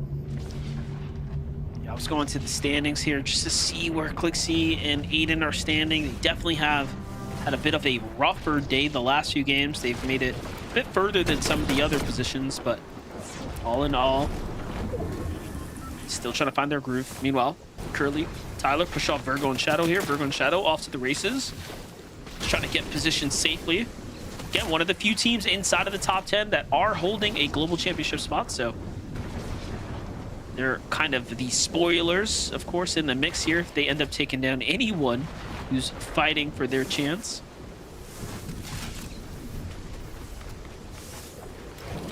And typically with a lot of like these lurks and these plays, it's kind of those global championship spots that are already secured, that is playing a role from some of these teams getting uncontested, getting a little bit of freedom in the game plan that most others won't be able to fill. So Peterbot and Poyo just going to let them rotate past, but Shadow and Virgo unknowingly rotating directly into King and Craze. Literally in a matter of seconds, you blink, you missed it. Shadow and Virgo actually take down King and Craze. This is excellent for everyone else. This is excellent. You have a team that's already qualified, taking out another team that's already qualified. So, you know, no harm, no foul to everyone else who is, of course, battling for a chance to global champs. But Shadow and Virgo really flexing their strength here. You can see as you kind of look at the leaderboard, specifically going into this game, there's Muzz with that 66-point gap, and then it's a 10-point, then it's 15, then it's 40. So some places at the top leaderboard relatively close. Others have a little bit more of a gap. And King and Craze was one of those teams that had that little bit of a gap over Shadow and Virgo. So that's 8th place, taking on 7th place throughout the course of this game. As Ritual and Cold had a chance to take first. They had it throughout the course of that game, but back-to-back 15th, 16th place finish kind of slowed down a little bit. Not fully fizzled out, so hopefully they can reignite that flame. Yeah, definitely. Well, they're off to some hot rotates here. Nice and early before teams kind of get situated here, utilizing that natural terrain here to keep a low profile and cut straight across. Meanwhile, the high ground of Muzz and Rise, they're playing deep in the storm here. They still have the launch pad to work with. And then plenty of shockwaves, of course, as well. All these extra heals here, too. You're seeing a major difference, though. You know, at this point in time in that last game, because the zone pulled in their direction, what were they, like 400, 500 above the damage threshold? But since the zone is pushing everybody out, and because they still have to loot up in their early game, they missed a huge window of opportunity. And that's why you're seeing them not as high up on the threshold, but almost 200 damage. It's got to have a little bit of feeling of confidence here. They're just waiting for what seems like the last possible second to make their rotate on out, so that way when they do start to make their journey on over, they have that shockwave effect to close the gap that much quicker. Yeah, this is a risky play for them, though. They're staying super deep in the storm. Off they go. Meanwhile, Yamzo and Josh, 263 above, already safely positioned inside of the storm here, playing a bush, trying to look for any teams to late rotate out from the edges of the zone. See the shockwave here. He's going straight to the new zone, carrying that momentum with a couple hops there. Uh-oh. Even though they're above the damage threshold. Not sure where everybody's at, especially the ones close around him. Contrap, Darzi, they can be below. Forced to fight the first team they see, but Yamzo and Josh, seeing Shadow and Virgo rotate next to him, they're going to use that as a signal to continue their journey. And it's just in a situation here with Storm Surge being so tight, you almost want to think to your head, oh, I can one-hop this, one shockwave, that's all it takes. But sometimes you want to do exactly what Yamzo and Josh are doing and kind of leapfrog your way there. Minimize the amount of open trajectory that you're doing with those shockwaves, so that way it minimizes the amount of opportunities that you're giving teams to take shots in your direction. Definitely. As this is all going down, though, you see the feed starting to light up here. Other teams that are likely having that surge warning forced into fights. And I'm talking about Victor potentially, as we saw him catch 2 elims already. Meanwhile, Ritual and Cold again taking full-on advantage of that early rotate. They were the first team to position up here, and they've managed to put a lot of pressure on different duos. I'm actually surprised they're even playing the edit this way with how exposed they are to these other teams with high ground. And you see right there, the full burn from Curve and Veno take down Queasy as they try to rotate through. And they're actually going to be able to pick up that loot on the Queasy. Cold and Ritual, though, not necessarily getting distracted with anything that's going on their right side. They're just trying to kind of put the zone in a little bit of a funnel and focus on that funnel. That way they don't tunnel vision too hard. And they're just continuously distracting. Victor V in the distance will fall shortly after Queasy as well. So they're kind of leaving it into the last 3 games of the day to try to make their dash towards the top side of the leaderboard. Muzz and Rise, winners of that last game, the team with a 66-point gap. You saw them continuously climb up the Storm Surge threshold. With only 13 players needing to go down, it might not necessarily be a worry for them for the rest of this game. Yeah, definitely shouldn't be. But right now, looking at the zone, everyone's already making that rotate here. So this is going right back and up out of the Frosted Flats and into some weird terrain, some interesting territory to come. But look who's there early. You have Cooper already playing some high ground. That's the first that we've seen from them. Meanwhile, Clicks and Rapid sticking to that low ground that worked so well for them last game. Only down to 2 shockwaves, so have to start preserving here. Curve and Batman Booga have a tough rotate, though. Lost one on the move here. This is where things can start going south for a team like Curve and Higgs. They actually need this qualification, and for them to start slowing down now and finding a little bit of friction here on their overall points, this is going to be tough if Curve can't pull some placements. Yeah, especially since when I was talking about that gap earlier on within the top 10, it's a Peterbot and Poyo with a little bit of that gap, 42 points going into this game, so they got to figure out a way to close it. Even though Peterbot and Poyo are not necessarily the competition for global spots, they're the direct competition for the top side of the leaderboard. Shadow going to go down to Tyler. Peterbot and Poyo this game, unlike many of the other games so far, not necessarily peeking for the high ground, or at least not early. Ritual and Cold pick up a couple of eliminations themselves. It's still an all-out battle for that first place spot. That's a devastating elimination, by the way, onto Dash and Noxie, who are on the bubble for qualification, getting themselves in through consistency. Now that's going to be a major setback. They only earned a couple of points here for placement as we're inside the top 20 now. I'm still seeing Veno standing there in the distance. See Agers as well accompanying him, so that's really strong. But for Peter Monteboy, you saw that almost every game that they've managed to comfortably make their way towards, and they have fought for the high ground for the most part. They are no strangers to, of course, battling for it. Meanwhile, Bolts and Acorn, talk about coming back here and finding their way back in the competition. That's a key elimination. Yeah, we're still waiting for that big Bolts and Acorn game together as a duo. And they catch Skittles shockwaving out in midair. And that's something we've seen Bolts do so much. The midair eliminations. It's kind of like the guy that you count on to really make these plays matter. Reet and Cooper, they connect from one place to another, trying to hold their position up above. Clicks and Rapid down below. Get aggressed on through the side. They quickly answer that one, backtrack in their steps. But it's only going to last for so long. There's so much pressure coming around from all around the lobby. It's one team and then the next and then the next, so they have to be on their toes.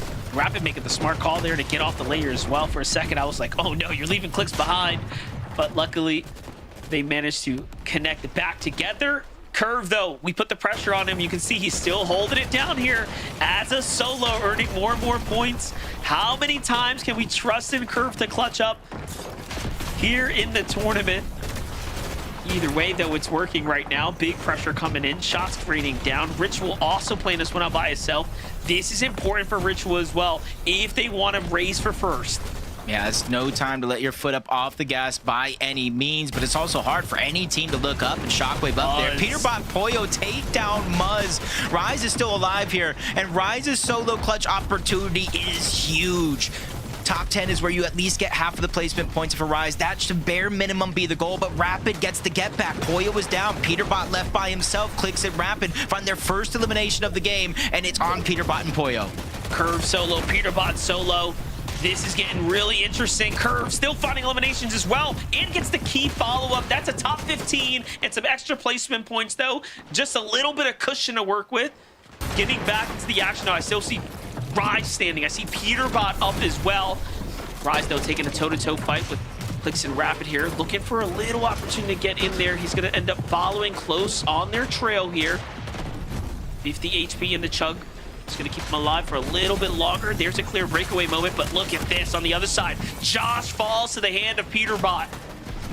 That's a big elimination there because Rise picks up another. The Siphon, the 140 on the Chug Jug. Solo on solo action. Rise is making sure nobody has a chance to really close the gap, but Bolt sends it flying up towards the high ground. They're alive together as a duo, but Acorn might have been late to the party, which means Bolts just got tagged up time and time again. Reet and Cooper from two different sides, continuing to Shockwave up, and they return back to their glory on the high ground and even get that elimination on Acorn.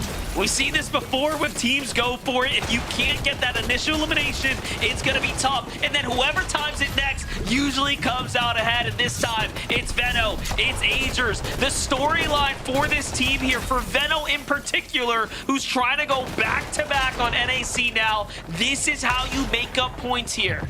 Yep, he did it in Major 1, trying to do it here again, but another phenomenal clutch so far from Clicks, getting those points. That last one, that second place, got them inside of the bubble. This one right here is keeping them in the bubble, but Booga Braids, who also still need a big game, Golden Ozone, who also still need a game to get inside of the top 10, they're all down below. They're the ones that are more than likely going to clash next. As Golden goes down, Braids gets the elimination. That's their 7th one of the game, but there's still solos running around this lobby and targeting from the high ground. That's just making it hard for them to breathe. Yeah, I think Veno actually lost track of Ozone, who's playing the Storm right now with the quick heal off. This can go either which way. There's still another player there as well, but no, Veno's too quick. That's 10 eliminations now. Reet's up top, Agers comes flying, and it's a 2v1. Reet comes down, he's out of HP, and just like that, Agers and Veno fight their way back into the tournament. Yep, coming into this game around 10th place on the overall leaderboard. Even with these roll down spots, it's no feeling of comfortability at all. So they came in, they swung for the fences, and a victory royale means they hit the home run. Rising up the leaderboard they go, Zeke. Guys, listen, guys. My little hummingbird heart cannot take this much excitement, okay? We need to calm down. Kelly, have we had 3 games in a row of victory royales with 11 eliminations? First of all, Vivid, he says we, like you and I are on the same level as him. But yes, absolutely incredible. And maybe I'm a little biased to see Reet and Cooper on height. But regardless, we have been waiting for this part of Veno and AG to kind of just get locked in, show up, because yesterday they proved themselves. But it's been a little bit of a slow start for them for day 2. But Vivid, we finally got to see them. And once again, it was from this really smart height take. They see a team on height, controlling it for a little bit. They wait for someone to try and steal it from them. And then that's when they go on the steal themselves. Beautiful play from them.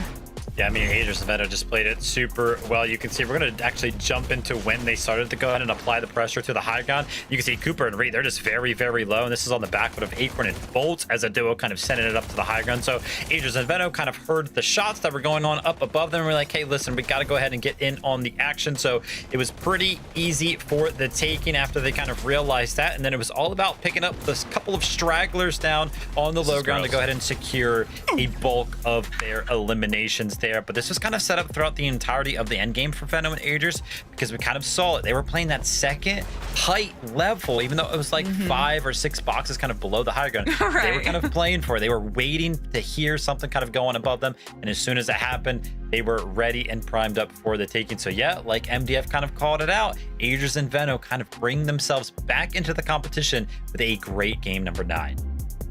Oh man, one game. Fortnite fam, don't you ever forget, till this is done, one game can suddenly change this leaderboard. Remember, we're fighting for prize money, active champion, and one of 6 spots going to the global championships. I'm gonna pass out. We're gonna go to a break. When we come back, we'll take a look at the standings. See you shortly.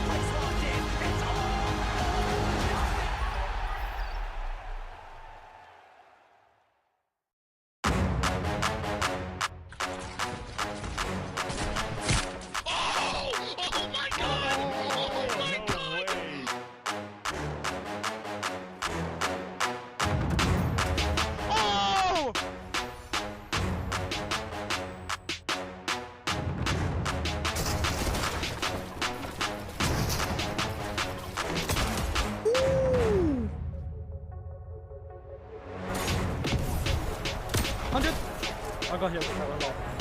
I'm popping a med bit. Wait, short. Got 6 builds? No, max up.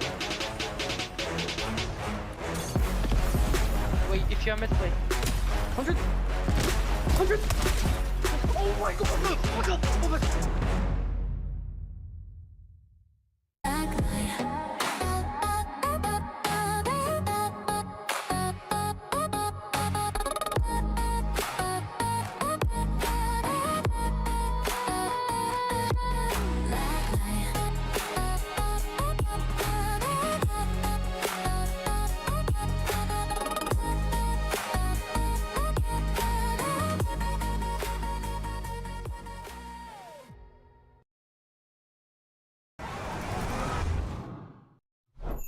Milk can help you grow.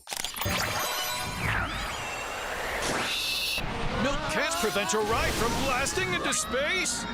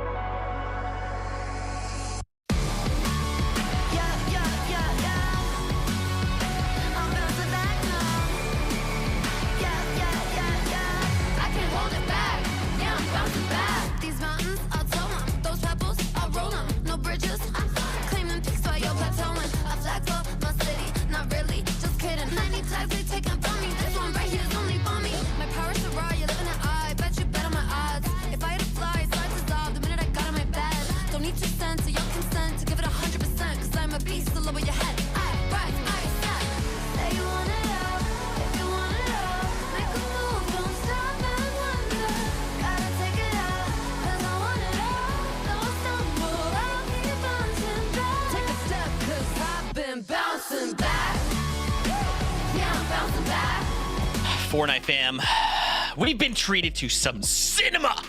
It's only the first 3 games. We have 3 more games to go, and already the action has been incredible. We wanted to take a moment here. Let's check out the players in focus, powered by Milk. Let's just look at some stats real fast, okay?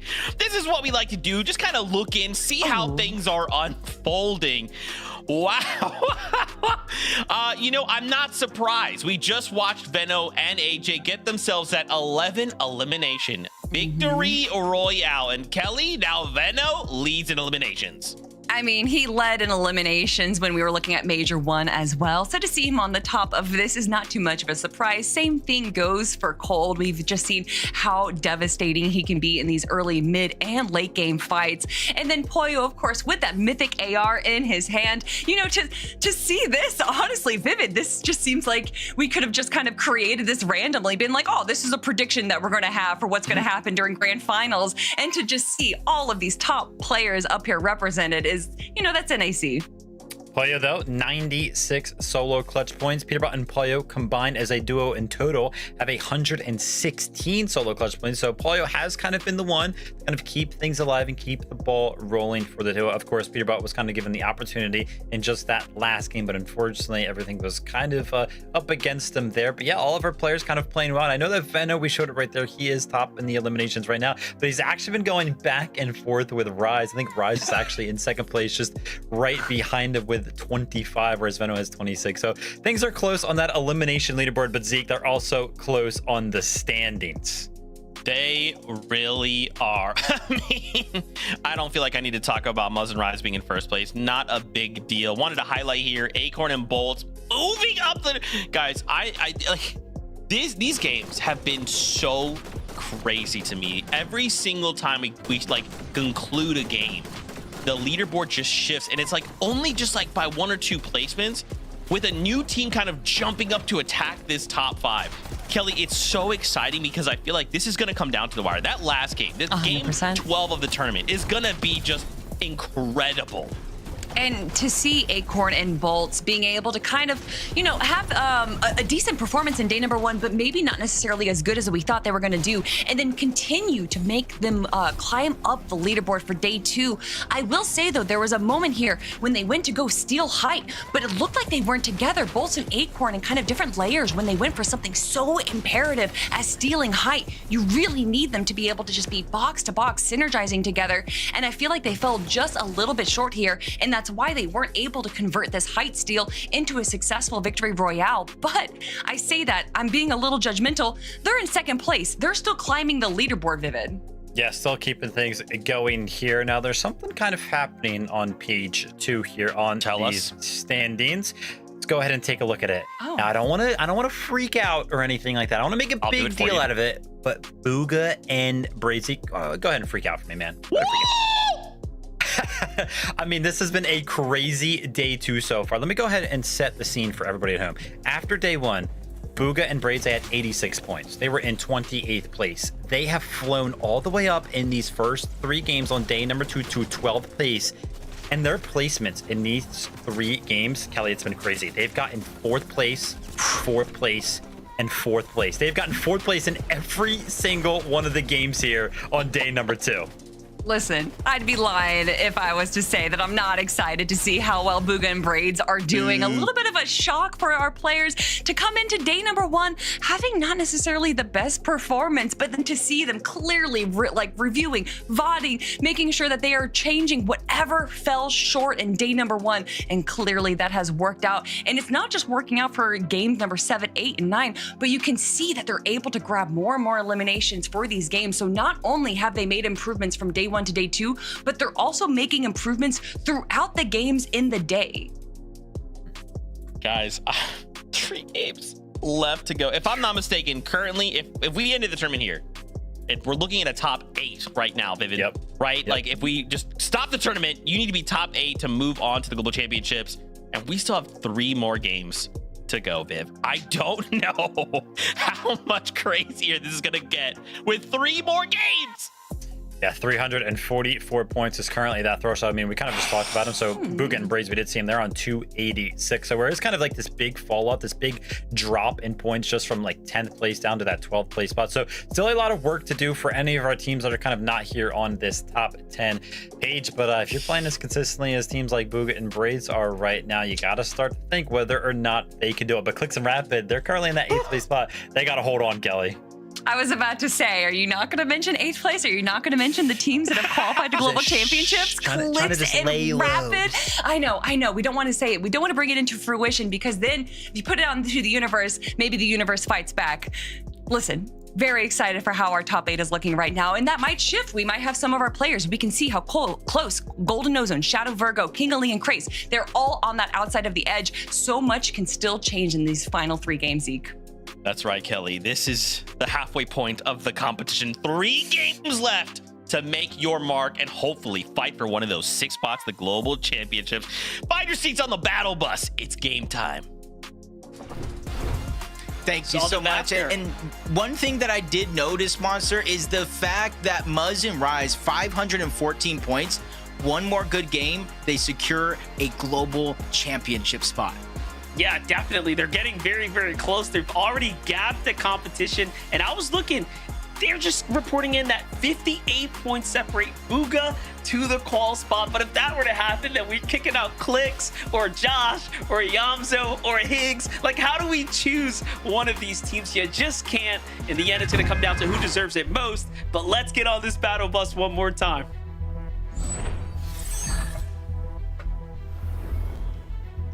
Teams outside of the bubble, teams inside of the bubble. Both of them have teams that are for the global championship already secured. So even though there's teams still fighting for their spots, there's still disruptors in the mix. And right now, when you kind of look at it, 344 points, Clicks and Rapid, they are that line for the global championship. And they were mentioning Bugha and Braids, roughly 60 points away, which is definitely doable in these next 3 games. Yeah, most definitely. It's getting down to the wire here. I'm just thinking about how far ahead Muzz and Rise are and how badly do other teams want this, right? Muzz and Rise have never had this, again, this amount of pressure, this amount of tension as we are going into the final 3 rounds. Venom Agers are on this incredible story, this comeback for themselves. And look at this, Jacob. It seems like they have the drop to themselves for the time being. You have Contrap, I don't know what they're doing there. But for the most part, they got the main POI to themselves. Yeah, which I want to see, honestly, is it actually a blessing or a curse? Because a lot of those fights, they were getting a good amount of damage. Even when they disengaged, they were getting a good amount of damage to kind of set them on course for the rest of their game.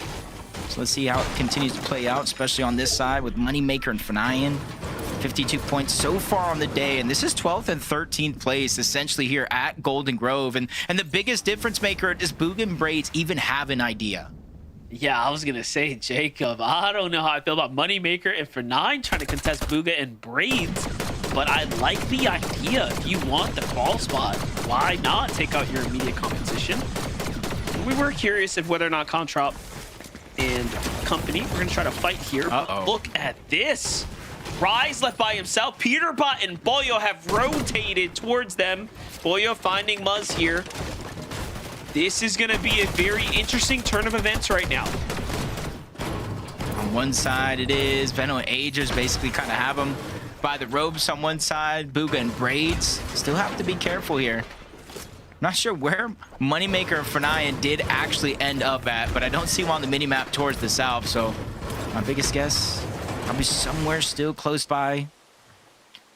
I was going to say try to take advantage of the situation, but Golden Grove is just one of those spots where you don't necessarily see a lot of lurking unless a fight is already breaking out. Well, let's see how it's going to end up playing out here. Rise as a solo.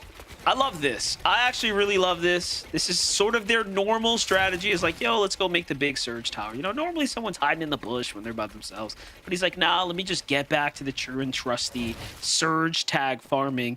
Now, if Peterbot and Boyo are really smart and they end up hunting for him and see the tower, they could determine if this is worth a solo push.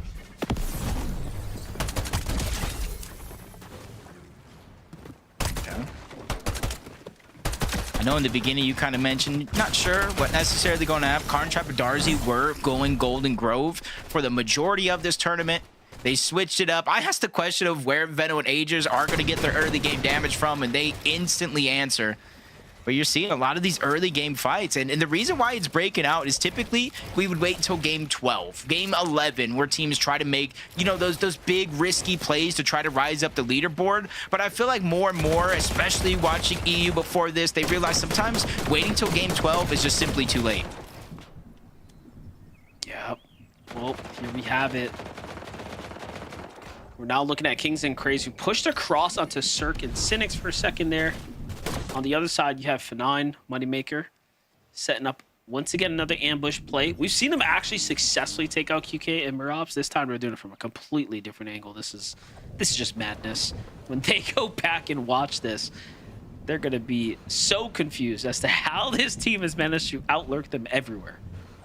I feel like sometimes their lurking is just literally in plain sight. Unfortunate for QK. Just thinks it's all uncontested. He gets taken down. Big shot from Fnayan as well onto Mirops. Gets him weak. and eventually leads to the elimination. So basically 400 damage right there, while Fanayan maybe took 64. Big eliminations there. The 9 and Moneymaker just keeping us even more entertained than we should be, because it's already grand finals weekend. The games sell themselves, and then you just have these wild plays happening left and right. Meanwhile, Clicks and Rapid, pressure was on for Clicks and Rapid to perform, to try to find their way up towards the top. They managed to do just that. And look at this. I actually really like this setup right here. You start thinking about what Clicks and Rapid have to deal with. Well, it's their immediate competition. It's Booga, it's Braze, it's Moneymaker for 9. If you could take them out, the gap between you and everyone else is 100 points. That's a whole game buffer, which means they could be 2 decent games away from a shoe-in qual spot. Man, I just like the way they're pinpointing some of the players. They're not necessarily going after global qualified teams, like you're saying. The ones that are in the same hunt as they are. And they're turning the script right now, potentially on a Moneymaker and Fanayan, but they go off towards the right, which isn't necessarily a bad thing because now they're separated. Not necessarily a big amount of damage onto Fanayan, especially with Moneymaker shockwaving back up, trying to return back into the same box. This fight, Monster, has so many different implications going on into the rest of the day. Somebody will fall below and behind the curve, and you could see Clicks immediately still getting aggressive. He's fighting for a little bit of control because he doesn't want to let this opportunity slip through his fingers. And on the other side, Peterbot and Pollo, they're continuously trying to hunt down the first place team of Muzz and Rise. Tournament implications after tournament implications. Peterbot, Pollo hunting down Rise. They've already gotten Muzz. Rise now down to 9 builds, barely anything else to work with. No shockwaves to disengage as Peterbot and Pollo are looking for him. Meanwhile, Rapid and Clicks just trying to fight their immediate tournament competition here and now. These are 2 different teams, 2 different things on the line, but one singular goal, and that is success.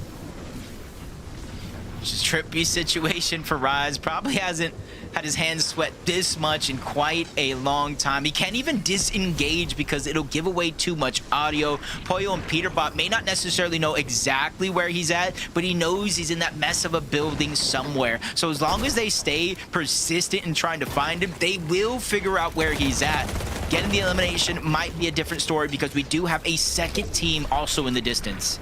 I say, what are the odds they just break the entire base of this build? Like, drop everything, because that is how committed Peterbot and Pollo are looking at the given time here. Then you have Dash and Noxy down low. Again, another bubble team that is looking for a qual spot.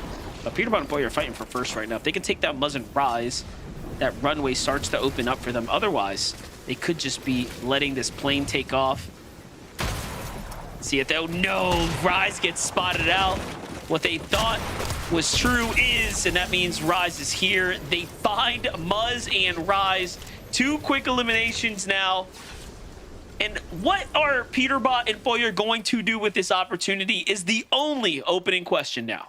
Yeah, right there was the biggest obstacle to overcome. Muzz and Rise over second place, Monster, had a 58-point lead. Over Peterbot and Pollo, a 93-point lead. So just them going down here simply just isn't enough to overthrow a team like Muzz and Rise, especially considering, you know, everybody down below them on the leaderboard has had instances, not only today, but throughout the weekend, that mistakes can and will happen at certain points in time. So other teams still need to have that solid performance here, just like Acorn and Bolts. They have picked up the tempo here. They have been playing phenomenally well as a full duo as opposed to separate solo clutches. So again, this one, when it comes to the NA FNCS, has to be so exciting no matter who you're a fan of. Or exhausting if you see your favorite teams get so close and they get pulled back into the water. That's what we're seeing with Muzz and Rise, who have now been parked on ice with their 60-point lead. A 60-point lead for y'all watching at home. If you've never really watched how close a tournament competition might be, it might feel like they're so far ahead, 514 points versus everyone else in the 400 range, but that is only a good game. A good game separates them. But with 3 games left, this and 2 more, it's going to be a super close competition now moving forwards. Reed and Cooper trying to set up their rotation in the backside of Wonky Land. They almost look to cut back inside, but that's the same thing that kind of catches them out of position. Veno Agers doing a good amount of damage on Dorit. Not necessarily taking too much damage back as they continue to rotate out. And that's the thing, little victories. Veno and Agers, a little bit of damage here, a little bit of damage there, continuously stay above the damage threshold, but they still have to be careful. Aiden and Clixie on the outskirts of Wonky Land as well can disrupt everything they have going on. Like this from Yamzo and Josh, as they're not trying to do anything risky here, playing this massive base. Yamzo at the bottom side to see if anyone ends up coming up and out, just to try to look and fish for some tags. And in the end, they are slowly creeping their way up, staying relatively consistent, and honestly starting to pull ahead, get closer as they get closer and closer to the top 5. Yeah, not necessarily safe yet. They're inside of the bubble for that global championship spot. But again, 37 points is all team like Golden. I would say Golden and Ozone, but they already have it secured. So they actually have a decent gap over the competition. Outside of Clicks and Rapid, the next team they do have to worry about is Booga and Braids. See where the zone continues to pull towards the southeastern part of the map, over towards the Shaken Sanctuary.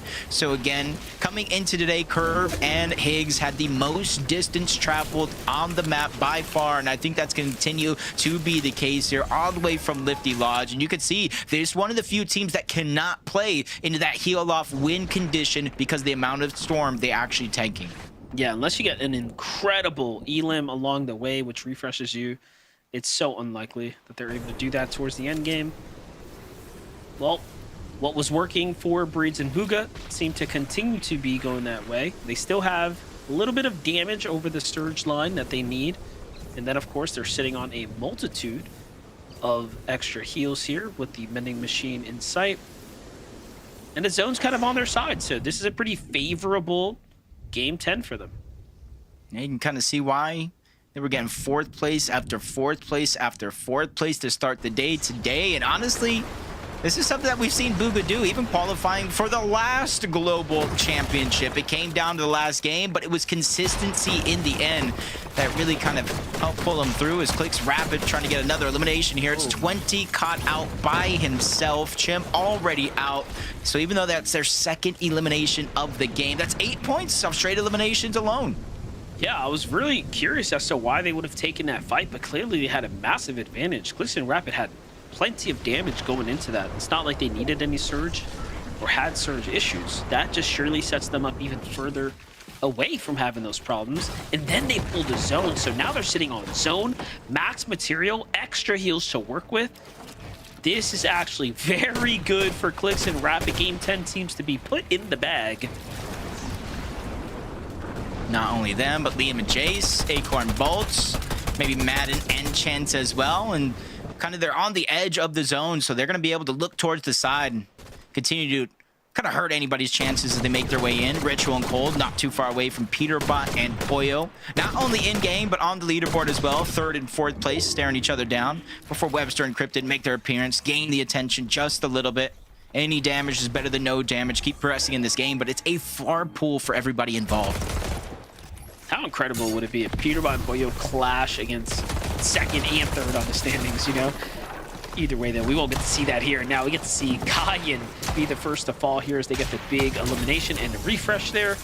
That's Siphon, that's extra material, and plenty more to take for the road here. He thought twice about the chug, hoping that it was going to be full. Instead, they're going to use it.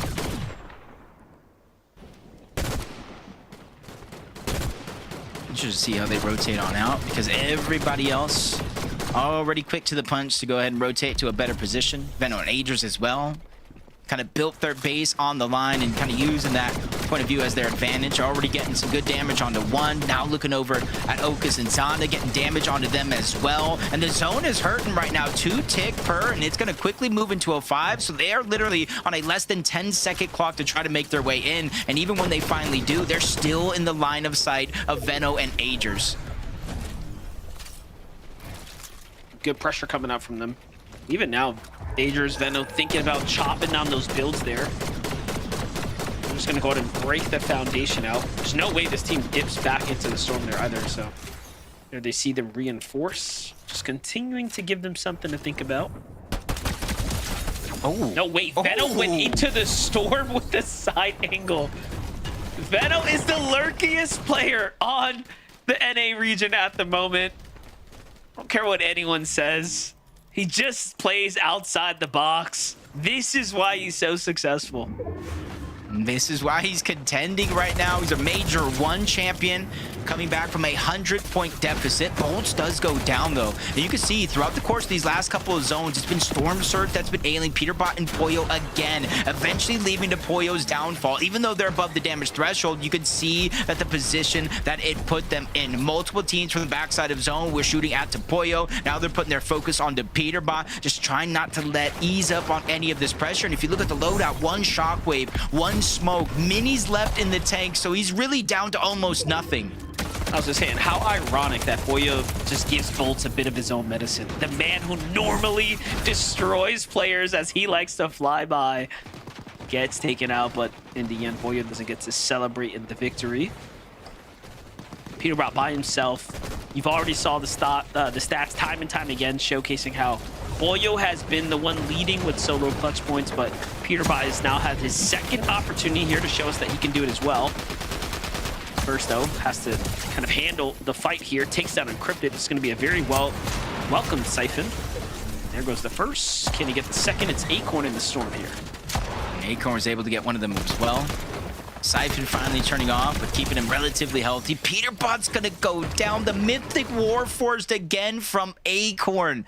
They made an effort. They took down Muzz and Rise, but eventually they fall, so all they did was open up the door for everybody else. Booga, Active Surge, Braid's already down 148 below the damage threshold, and by the time he's done healing here, he'll have no extra shields or HP to regain.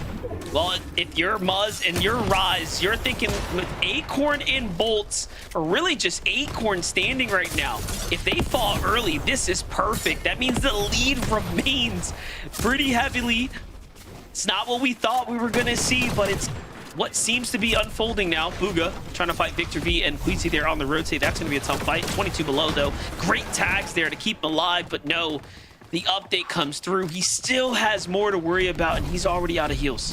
Yeah, just when it looked like he was going to get above that damage threshold, we move from the 6th to the 7th zone. He falls back down below. He is still landing shot after shot, and the blessing is it's not Active Surge just yet. One tick will take him down. He's only 36 below, but again, the active lobby is tossing, turning that threshold all around. This is his last moment right here, 44 above. He sees Queasy in his line of sights, and even he's running out of builds. He thought about it. He almost caught Queasy there with the lurk play, and he's 44 above somehow, but no, he gets spotted out. It's by visuals there in the distance, and finally we see Queasy and Victor V make an end game healthily, and just like that, they're the ones on top, so look out for that from them. Meanwhile, Curve and Batman Booga trying to make the comeback now from the low ground. They've had some difficult kind of stoppages happen, making it far into the games, but this seems to be the best we've seen them shaped up. Although Batman Booga, actually, now that I look at it, he's only down to 4 builds. So,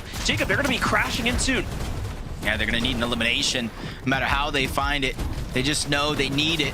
It's Cold and Ritual. They find at least one. A whole nother team. Multiple teams just trying to go ahead and burn through those materials. Get inside of the box. Victor V Queasy again on that high ground. Going into this game, Monster, 245 points for Victor V and Queasy. They need 100 points, a gap to close throughout these next 2 games. And being on high ground, this could be the position to do it in. It's kind of crazy, though. Cole just fell when they had the chance to actually overtake first place in this game.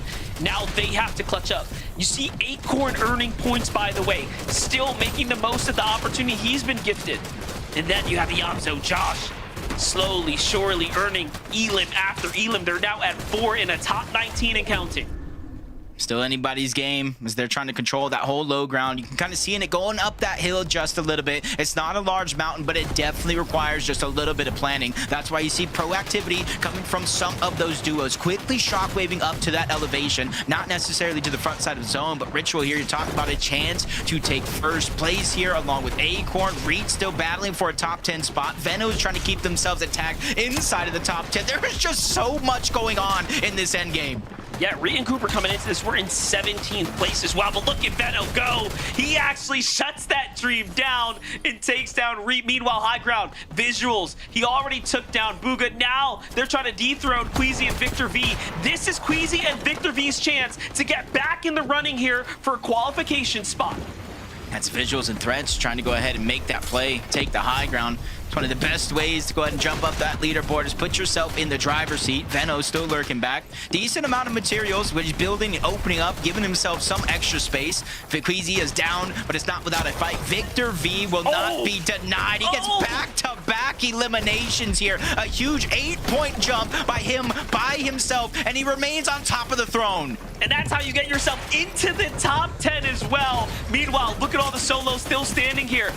Victor finds another one as he takes down Josh, and then Ritual just trying to rat his way through the builds. Meanwhile, Veno looks up to high ground. He recognizes just a single player. He finds a shot. Victor's on 1 HP. Veno looks for him, loses up, but in the end, he gets the placement, and the damage goes through. And now it's all up to Veno, but Veno's out of material. He sees Ozone, and this is looking like a solo clash up here.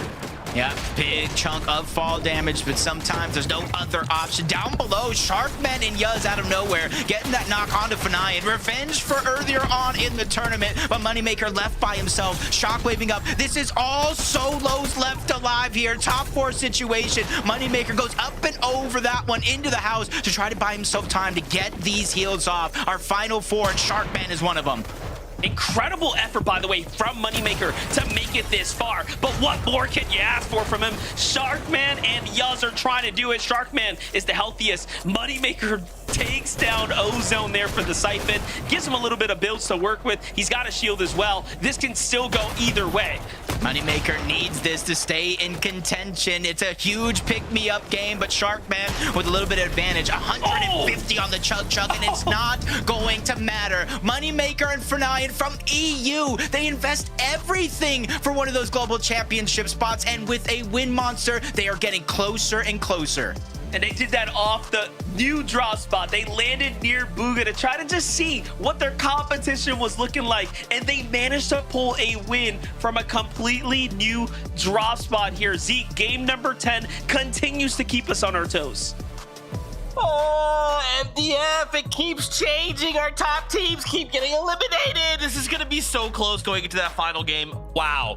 Massive props, Moneymaker as a solo. In a game full of solos in the final few moments. What's super interesting is we actually had a game earlier where they kind of like almost had the opportunity to get a victory royale. They ended up getting a second.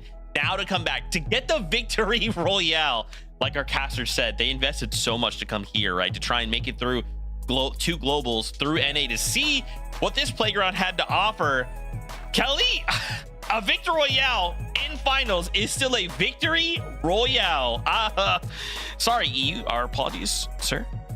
I mean, what a whiplash of performances we are seeing from Moneymaker and Fanayan. As soon as I feel like they have fallen off and NA is going to come out on top, that is when they shine the brightest. Literally, the last game that they played, they got 42nd place with 2 eliminations, going down really early. But they've changed up their game plan. They changed up where they're landing and instead went for more of this passive low ground play style, allowing them to kind of just make sure that they were alive, making sure where everyone else was. And then when it came down to the 1v1, Moneymaker, absolutely incredible play here to just patiently wait for Sharkman to make a misplay, this little edit into the elimination, and that is why they're going to be walking away with a victory royale.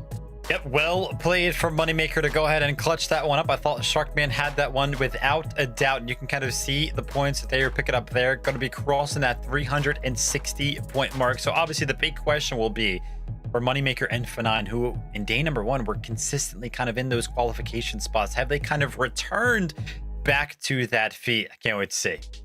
More on that because it's time to take a look at the leaderboard after this break. When we return, 2 games left to go. Get ready, Fortnite fam. Get ready.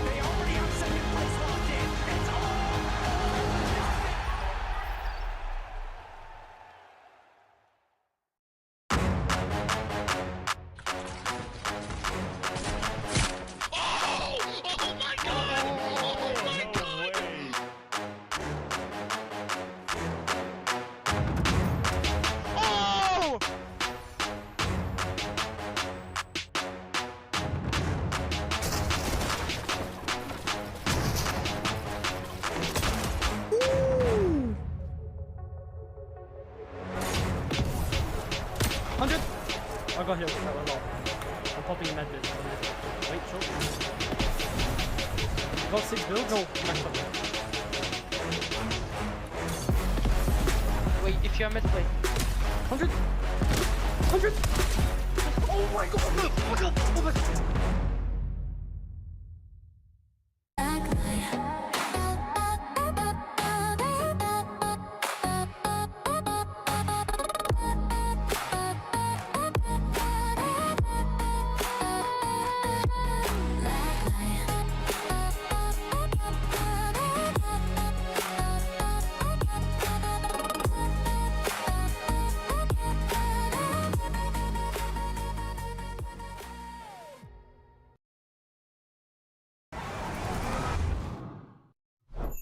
Milk can help you grow.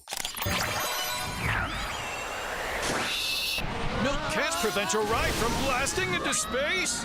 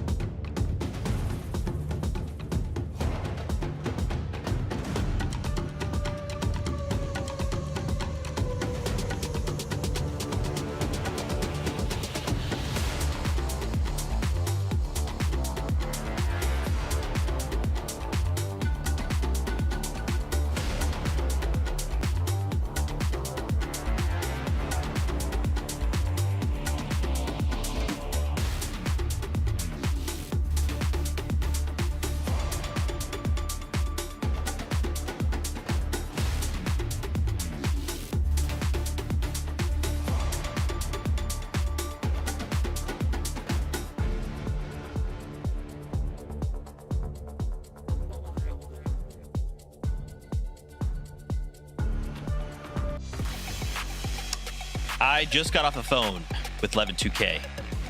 I called him. I said, hey, man, listen, I know you saw it. Benign and Moneymaker got themselves a victory out in game number 10. How do you feel about that? He just laughed at me for several minutes. I eventually had to hang up because we had to come back onto the broadcast. So shout out to Levin, I guess. Sounds like Levin. Levin's probably like, dude, what? Moneymaker and Benign get themselves a victory out in game number 10. What's crazy, as we bring up this leaderboard, if you take a look at this, Vivid, can you maybe talk us through current placements right now? Because we see Moneymaker and Fanine move up 3 placements into the top 10, but what's qualification, Vivid? Yeah, so obviously we got a couple of our teams that are already qualified to the globals. I mean, we got Acorn Bolts up there, we got Peterbot and Polio up there. Golden Ozone have kind of entered the top 10. Kingling and Craze have entered the top 10. So yeah, right now, global qualification is 10th place, 363 points after Moneymaker and Fanine went ahead and picked up that victory royale. Now, I will give everybody at home a little bit of a sneak peek into 11th place is 356 points. That's actually Clicks and Rapid. So yeah, very, very close down there for the qualification spot. I mean, some of our teams now that kind of have to bounce back after that game. Obviously, Muzzin Rise kind of going down early and picking up 0 points gave the opportunity for Ritual and Cold to kind of close that gap once again. I mean, how many times have these guys kind of entered into the 2nd place spot? I would actually, I need to find out whether or not Ritual and Cold have actually been in 1st place at any point during this grand finals, even though they've been behind 1st place like 2 times by a single point, and now they're only behind by just 16 points. That being said, though, Kelly, listen, I would love for Ritual and Cold to go ahead and win this thing, but they've got to earn it because so far today, they are just not playing like they were yesterday. I mean, their best game today was that one that just happened. They got 7th place with 3 eliminations, but outside of that, they haven't even broken into the top 10. So they've really got to find it here in the last 2 games. It makes you wonder if it's necessarily what they're doing wrong or more so what everyone's doing differently from game number 1. Maybe they've reviewed. Maybe they actually looked towards Ritual and Cold to see what they were doing successfully. And we saw in that game, I believe it was actually Ritual that came down to a solo around zone 9. Unfortunately, he had no heals, so inevitably he was going to go down. But for the fact that they were able to solidify themselves in day number 1 so confidently is part of the reason why they are still in 2nd place. I mean, heck, they didn't do that well in that game and they went up a placement spot, and that just goes to show how volatile our top leaderboard is. I mean, Peterbot and Poyo literally landed on Muzz and Rise and even got the eliminations down, I believe, onto Muzz there, and even they themselves went down on our leaderboard. So even with these plays, these minds going into these games, kind of trying to change things just a little bit, if you don't make the right play, everything is just going to go fall to shambles right now. We can just see how much our leaderboard is changing, Zeke. Anything can happen. Just look at the left side of your screen, right? Look at the ones going up, down. We've got a couple twos moving up, threes moving up, right? Like Kelly pointed out, we're now kind of like splitting hairs, right? Like a single decision could make or break a duo. We are 2 games left to go. And just think about the performances we saw out of just that last game. I'm thinking about like Veno, the solo clutch. He is moving on another level. Remember, he already won. He is your technical reigning champion from last major. And he comes in and he's pulling off stuff like solo clutches in the 11th hour of the tournament, fighting for these spots. I mean, Vivid, this is some prime Fortnite. My gosh, you say how Aegis went down so fast right there? That was like blinking, you might have missed it. But yeah, Veno still kind of made this happen. But take a look at where he currently is on these highlights. I mean, he's like top 20 and he's forced to go ahead and break it down as a solo. His final placement in this game, he was able to pick up 5th place and 7 eliminations. So this was a big swing for them. And I gotta mention it, Kelly, because obviously Aegis and Veno have come into this weekend very, very well prepared, kind of adapting to their situation that's happening all spawn. But even in game number 10 here, they are still finding ways to adapt and play just a little bit better. Because we saw in the early game, they actually left Latte pretty early on. They didn't actually take that fight at the POI itself, but instead kind of rotated out and picked off one of the teams that's kind of looting in the surrounding area. So they're still making plays happen that are different time and time again. And for Veno to kind of identify that Victor V was a little weak there, being able to kind of go on the low ground, but also identify the high ground is weak and then steal it for himself when it kind of came down to just all solos in that moment. A very smart play for him. And that's part of the reason why he was able to get so many placement points on that. But of course, we got to talk about them. I mean, Iamzo and Josh right now. And I really do need to speak on Josh because this kid is just playing out of his mind right now. So and true. Iamzo, you got to feel like on his side of just playing commanding, making sure the IGL in these mid and late games is working so well for them. But when it comes to the eliminations, Josh is the one that's just leading the pack right now. Yeah, been playing so well are these guys. Again, kind of the biggest talking point for them was given the opportunity to be uncontested this weekend after, I think they were contested for the first 2 games of the tournament, but after which they have been uncontested. So 8 games to kind of work with in terms of being uncontested, and it's netting them this 6th place. You know, game number 10, they kind of bounced back after games 8 and 9 weren't so good. On the 9th place and 8 eliminations, they were able to go ahead and pick up here. But yeah, Jocelyn Iamzo currently sitting in 6th place, and we've already mentioned it, Zeke, right? Top 10 as it currently stands is that global championship qualification spot. So sitting in 6th place with about a 60-point lead over 10th place. They just got to go ahead and stay consistent in these last 2 games. Oh, man, but that's the problem, right, Vivid? Is there is 2 games left to go. We've seen crazy lurk plays. We've seen players decide to land up on different spots. We've seen Peterbot and Poyo decide I'm going to land Sinister and then immediately find Muzz and Rise. Anything can happen with 2 games left to go. And we can't forget solo clutch performances can impact these standings. Oh my gosh, guys. Fortnite fam, I'm getting word. I want to keep talking, but there is still so much more Fortnite to see with 2 games left to go. Let's start preparing ourselves for this competition. Casters, over to you. Thank you, Zeke. Yeah, this is one of the most unpredictable NA championship runs we have ever seen here, Jacob. Yeah, typically in a lobby like this, you have one team maybe lurking around, Peterbot and Poyo doing it. But now you have Peterbot and Poyo, you have Veno, Aegis, you have Moneymaker and For9. Everybody pulling out every single trick. They're like magicians pulling a rabbit out of a hat. At the end of this day, I'm not sure who I think can actually hoist that trophy. Yeah, and even with Muzz and Rise falling there, they maintain their lead. But more importantly, you have a lot of teams in the running now. So let's see how it plays out here for game number 11.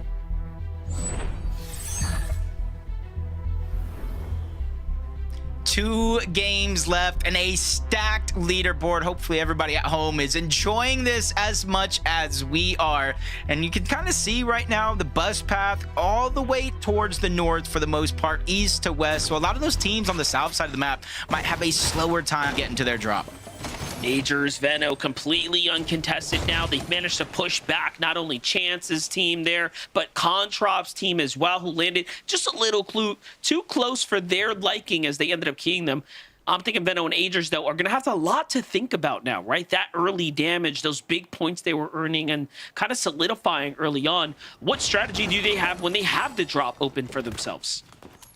Yeah, especially with no ability to get early Storm Surge, you're going to have to lurk for it. But Moneymaker, by himself, Dozier and Ishu actually disengage out of that fight. I'm not sure if they know Moneymaker's a solo. No, they didn't get the memo. Moneymaker by himself getting that first down onto Ishu. Fnayan definitely closing the distance now, realizing they at least got what they came for. That's going to be the first of what could be many eliminations here. Tough spot for Dozier and Ishu to be in, especially after finally starting to get a couple of points put on the leaderboards. Now, Fnayan and Moneymaker continue to do what they do best, and that is just float around the map and earn points. Think about this. They're slowly inching their way deeper and deeper into the tournament standings, further solidifying a potential qualification spot. Right now, the qual gap between them is about 3 different teams, because there's a lot of qualified teams in between them.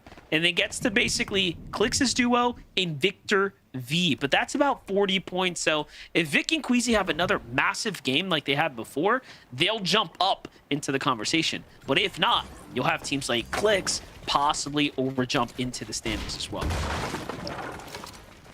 And typically throughout the course of a tournament, you know what I'm saying, that's 12 games. Maybe you can have 3 bad games, 4 if you're lucky. Well, at this stage of the game, there's no more time for bad games. You have to go ahead and execute every opportunity here, and that's what Veno Agers are doing. Nobody's contesting their drop, so they're immediately in back-to-back games going on the hunt. Contrap, Darcy were that team in the last game, and for a moment there, it was looking like Aoxy and Jojo Fishy. Like this from CDZ. Playing defense right now, but Peterbot and Boy are on the hunt here, trying to earn themselves some early points, but more importantly, that extra damage that they've had seemingly trouble with, right? Like, for the most part, we haven't really seen them too far in ahead on the damage threshold. They've kind of been middling as far as mid-game goes, and their comfort with the first Storm Surge warnings. So these are some really great key eliminations here. Yeah, especially for them to close the gap, and it's quite a gap for them to close. If they want first place, that is around 73 points for them to overcome. With that elimination, it is definitely going to be under 70, but still a long journey for them with 2 games left to do it. And it does look like now that they already got those eliminations on Dozier and Ishu, you already know Kyan and his duo just kind of lurking around up above. They may not know exactly where they're positioned, which exact box, which side of it, but they know they are around, and they don't want to let that opportunity because they have a looting advantage over Moneymaker and Fnayan. It's funny how they just feel very comfortable and content with waiting things out regardless of the situation. Probably one of the more patient duos we've seen this weekend. Clix and Rapid sticking to the true and trusty strategy. But we saw them get those diminishing returns before, right? Trying to do those fast rotates to fight the teams nearby, and since then, they haven't really tried to flex that strategy again. Curious how this one's going to play out, because they will need to try to maintain that consistency, that pacing that they have set for themselves here today as they kind of fought their way back into the race. Meanwhile, Muzz and Rise probably on much more high alert here, right, Jacob? Yeah, they definitely have to be. They're still the team to be in first place. Just because the gap closed doesn't mean, you know, anybody else is going to try to make a run for it. You know, Josh, Niamzo, Higgs, and Curve, who are a little bit further down that leaderboard and need them to have a relatively close to 0-point game if they want to take that first place spot. But we know just the implications, and when a leaderboard that is actually this stacked, sometimes you don't want to take the risk because you want to go ahead and qualify to globals. Well, now we have Cold and Ritual really close to Acorn and Bolts, in between Niamzo and Josh, right next to Muzz and Rise. What is this dangerous triage unfolding here? This is kind of interesting, to say the least.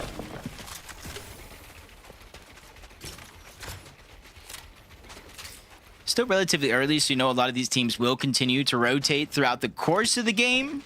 But now that they're positioned here, rotating out, well, won't come without its own risk, whether you're shockwaving from distance or just trying to get the effect and run out. Acorn bolts are there, but Muzz and Rise will definitely have that bird's eye view to see everything. Is Batman, Booga, and Higgs, aka, I should say, Higgs and Curve, coming off early from Lifty. Most of the games that we've seen throughout the weekend, they've stayed up there at Lifty Lodge. They have the extra med kits, they have the gold, they have the mending machine, but this is one of the first games that we've actually at least seen on stream that they are rotating early outside of where they normally do. Yeah, I was looking at their positioning here, and I was thinking the same thing to myself, like, wait, this looks a lot different than any other positioning we've seen from them this early into the game. Seems like it's working out well. They've targeted Dash and Noxy here. Dash and Noxy, whom, by the way, if it wasn't for them falling early 2 games ago, they would be inside the top 10. They were starting to get really, really close. They're one of the few teams that are on the bubble as well. Can't count out anyone. Since we're one good game away from really propelling teams into the race once again. Josh Yam's on the other side, though. Just north of Sinister Strip. You know, even though they're actually playing pretty good, decently consistent, you know, they'd have a victory royale with 11 eliminations. But outside of that, they haven't really had any phenomenal pop-off performances. Something, you know, you could tell your parents about after a good day. You know, 9th place, 14th, 28th, 15th, and then obviously that first place. I think the thing that's kind of keeping them in contention is their ability to get eliminations. And some of these teams are, you know, going to rely on consistent placements, picking up eliminations as they naturally come throughout the course of the game, and others, especially with the leaderboard this close, are going to make some attempts here to try to get 1 elimination here, 2 eliminations there, and try to add up those points over time. That's right. The elims are definitely consistent, but you called it, the placing points far and few between. We'll just have to see them tighten that up here in these final 2 rounds to really remain in for their spot to globals. Meanwhile, all of these very, very legitimate teams that could be your next champions are just sitting still, kind of waiting this one out. This is where the tension starts to build in the mid game. Meanwhile, Benno and Agers, no strangers to the storm, of course. This time uncontested though, right? So we haven't seen the warning just yet. We haven't really seen what kind of pressures they're going to have to deal with now that they're uncontested, but that's a completely different scenario than we've had from them all weekend long. Gotta be careful if rotating through those porters. The amount of times I've seen people get sidelined, surprised, especially since you don't know what's lying on the other end. Clicks and Rapid, we joining them versus Curly and Tyler. It's gonna be a moment for Clicks and Rapid. It's relatively safely for the most part. Try to go ahead and maximize their surge. Not too many teams close by looking in the distance just yet. But as soon as they gain that attention, that's when the risk factor will definitely increase. But you can see Rapid, this tempo is slowing down, trying to peek through the cone, getting information, but it's Peterbot and Poyo just looking all around. They're probably the highest elevated on the map as of now, so they definitely have that bird's eye view. Yeah, they can see all the action taking place all around them. Meanwhile, Venno, though, you said you got to be careful taking these porta potties. There was a team on the other side, go figure, just waiting to see what was going to go down. And that's unfortunate. I would really expect, you know, Venno to kind of assess the risk factor in a situation like that. That's a mistake I don't necessarily see someone of his caliber make very often. Obviously, jump on board. Peterbot, Poyo, that 1 elimination, building the confidence here for this game. We know we saw Peterbot land a couple tags in the distance onto that Clicks Rapid fight against Curly and Tyler. So again, it's just all progression, but it's also the same reason why they did go down in 28th place. They had 5 eliminations, and you'd think they'd be well above Surge, but it's just taking too much damage in some of those fights. They were kind of down below the damage threshold and eventually put into a bad spot. Aoxy, Jojo Fishy recognizing the danger. They double back to Latte Landing, probably to check the reboot van, definitely hit the mending machine on the way there, and they have all the information of who and where Agers is. And Agers has to be thinking, man, just can't get enough of this team. There's been a few times where they got the best of Aoxy and JoJo, but I'm trying to think to myself, what's in it for Aoxy and JoJo right now? They've gotten the damage, they got the initial elim. Yeah, they're just a long way from the qual spot, so they're gonna need a really big game. We'll see if this is worth waiting around for. Agers clearly thinks it's definitely not worth the risk taking the fight, so he's already gone. Yeah, especially since kind of the unpredictable factor of a team like Aoxy and JoJo Fish, you can't expect them to rotate on out because you don't expect them to be there in the first place.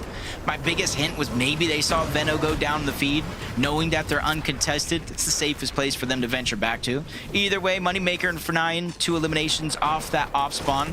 You can see they're trying to qualify for their first land since the 2023 Global Championship, another duo competition. So we're always talking about like longevity between a lot of teams and whether it's trios or duos. I almost got to imagine this has to be one of the longer standing duos that we do have in Fortnite. Yeah, most definitely. And you got to respect a team that even if they have a rough year, they thug it out. They, you know what I'm saying, get back to the grind and make drastic moves like moving to NA to take a qual spot away. And they're so close right now. So definitely commendable, respectable, and they're putting up the numbers. They've never looked better.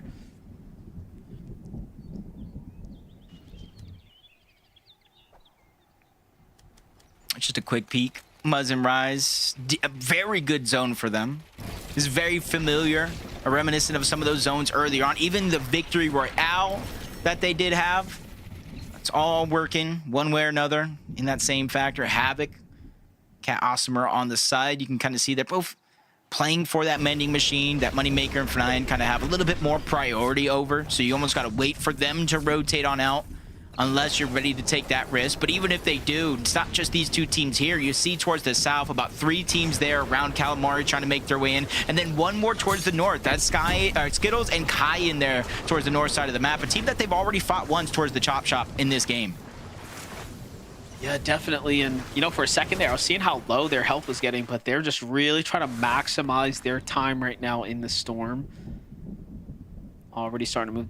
A lot of teams lurking nearby. Have a Vive there, another duo in the distance. Here we get to get another look at Clix and Rapid, who I believe we saw taking a bit of a scrappy fight, but didn't really go anywhere for them. Not really too much of a favorite of their material counts right there. Clix definitely looking a little light. And the damage looking not too hot either. They put themselves in a pretty tough spot here at the bottom of the river. This could be a focal point for all the teams nearby. Yeah, especially since those teams on the other side, they're a little bit more elevated. Marap's over there in the distance. Javi and Minished as well. And even though they're above the damage threshold here in this zone, if they don't get a single shot to connect, they will fall below in the next zone. So they got to be proactive. And Acorn and Bolt's in that same type of pressure cooker. But they're 118 above. You know, they're looking for more and more of these opportunities. On the flip side, though, Agers does get Veno back, but you can see it was just a sacrifice. He's not going to return the favor. Rightfully so, he can't. This is going to go from a 2-tick zone to a 5-tick zone, and he is 200 below the damage threshold. Already, so Agers got the pickup. Peno's now left to play by himself. You said it, they're way off the damage threshold needed. What's the play here? You have a couple of teams in the distance. Aoxy was just taken out by Cooper and Reed, so JoJo's solo there. So you can tell it's the same sort of teams, right? Clashing back and forth here. This is a tough spot to be in right now. Yeah, the main thing right now isn't necessarily that there's not too many targets because you see them right in front. It's the shockwave, the lack of it that I'm really worried about. He's trying to make a last dash, but he doesn't get it. Like you're saying, the storm surge, all of it working against Veno and Agers in this game. That 5-tick came through, the damage started flying down. Such a rough spot to be in. Clix, Rapid though, find Tyler there with a massive elimination. Think about that. They were 80 damage above in position in one of the worst spots you could be in on that beach, but they moved quickly and find themselves now very much in the race here. Veno and Agers is down and out though. That's gonna put them in just a small, maybe, potentially questionable situation for the consistency qual spot. They do have quite the lead though, right? Like as far as where they're at right now, 465 is a good spot to be in, but we have seen stranger things happen. Yeah, roughly at the beginning edge, around a 12 placement lead. Obviously 4 eliminations, so definitely could go out the window at a moment's notice, especially the way these games have been going. Ritual and Cold, 300 plus damage above the threshold. Again, another one of these teams, they position themselves on the edge. We've seen this do this already today so far, and they just look back and they just try to put shots on all these teams that are just in shambles, just trying to make their way in. There goes another elimination. You said this yourself. That's the thing that makes this team so dangerous, is they don't greed for any of that loot. They just take what they can get and just keep it moving. Now I want to start getting these updates with the likes of Peterbot and Boyo. How are they looking for this end game? Things are starting to line up for them, but they're only 70 above. This is going to be a big problem, and they know it too. Remember, things turn off around the 40-player mark, so several teams have to fall from here till then. Victor V and Queasy, we've kind of forgotten about them as things sort of got quiet. We started putting our focus in other places, right? The teams that are in for the win, and then you have them slowly inching their way up. Muzz and Rise are alive and kicking right now. No points earned though, Jacob, so they haven't quite started to take off just yet, but we know it's the end game where they strike best. Especially since they're free and clear. They got their early game plan down packed. They got themselves a cushion for Surge. 12 players need to go down. Even Ritual and Cold again sticking to the backside of the zone, just landing a massive amount of damage and eventually getting the knock onto Curve. He does land on the other side, so Higgs does have one opportunity to try and get that revive. They're over 500 damage above the threshold. You can see they have more than enough heals to get Curve up to tip-top shape, so they have definitely dodged one right there. That's a crazy dodge, by the way, because they're only in 7th place. Remember, the qual is 8 and below. Such a close spot to be in, but the pickup is good, so we can't come out just yet. Meanwhile, Muzz gets the worst type of lobby focus you can hope for. It's from the high ground teams and the low. I was going to say, I'm not sure elevating is going to work here, but it does at the end. He makes the right decision. And now Surge is active, and he's actually below. This is so rough. They're still looking off in their direction, probably seeing him peek, make a window, trying to get through. 7 seconds, 25 damage. One tick is all he could take, and right now it almost seems like he's admitting defeat, almost trying to not give up any of those points, and they actually go on over to Booga and Braids that get the last shot, leading to that elimination. Javi and Aminish, we saw it was Victor V and Queasy at one point. They're all the way on the low ground towards the other side of the zone, so as it now, it's Javi and Aminish that are looking to take the high ground. Batman Booga, Curve still alive, Peterbot, Boyo still standing, Cold and Ritual still in this game as well. And the problem is now that Muzz and Rise's lead will surely change hands here. Taking a look at Peterbot and Boyo's situation, taking a look at Ritual's situation. They're about to shockwave their way into the new zone. They're already making rotates. High ground looking very much solidified. You saw, as people were looking up, it wasn't looking too good, but as we jump around, Cold actually falls stands at HQ. Yeah, with first place down, second place down to a solo. That's where the point gap starts to open up. From second to third place, it's 20 points, and it continues to kind of spread even more down below that on the leaderboard for Javi and Aminish. It's not necessarily global, it's bragging rights, it's money, it's a chance to make a comeback of the ages, just like Ritual here. 16 points down to start this game, and now he's feeling the pressure all around the lobby. Gets stuck in the tree for a short second. He's risking too much exposure there, trying to use that shockwave to fly over instead of through.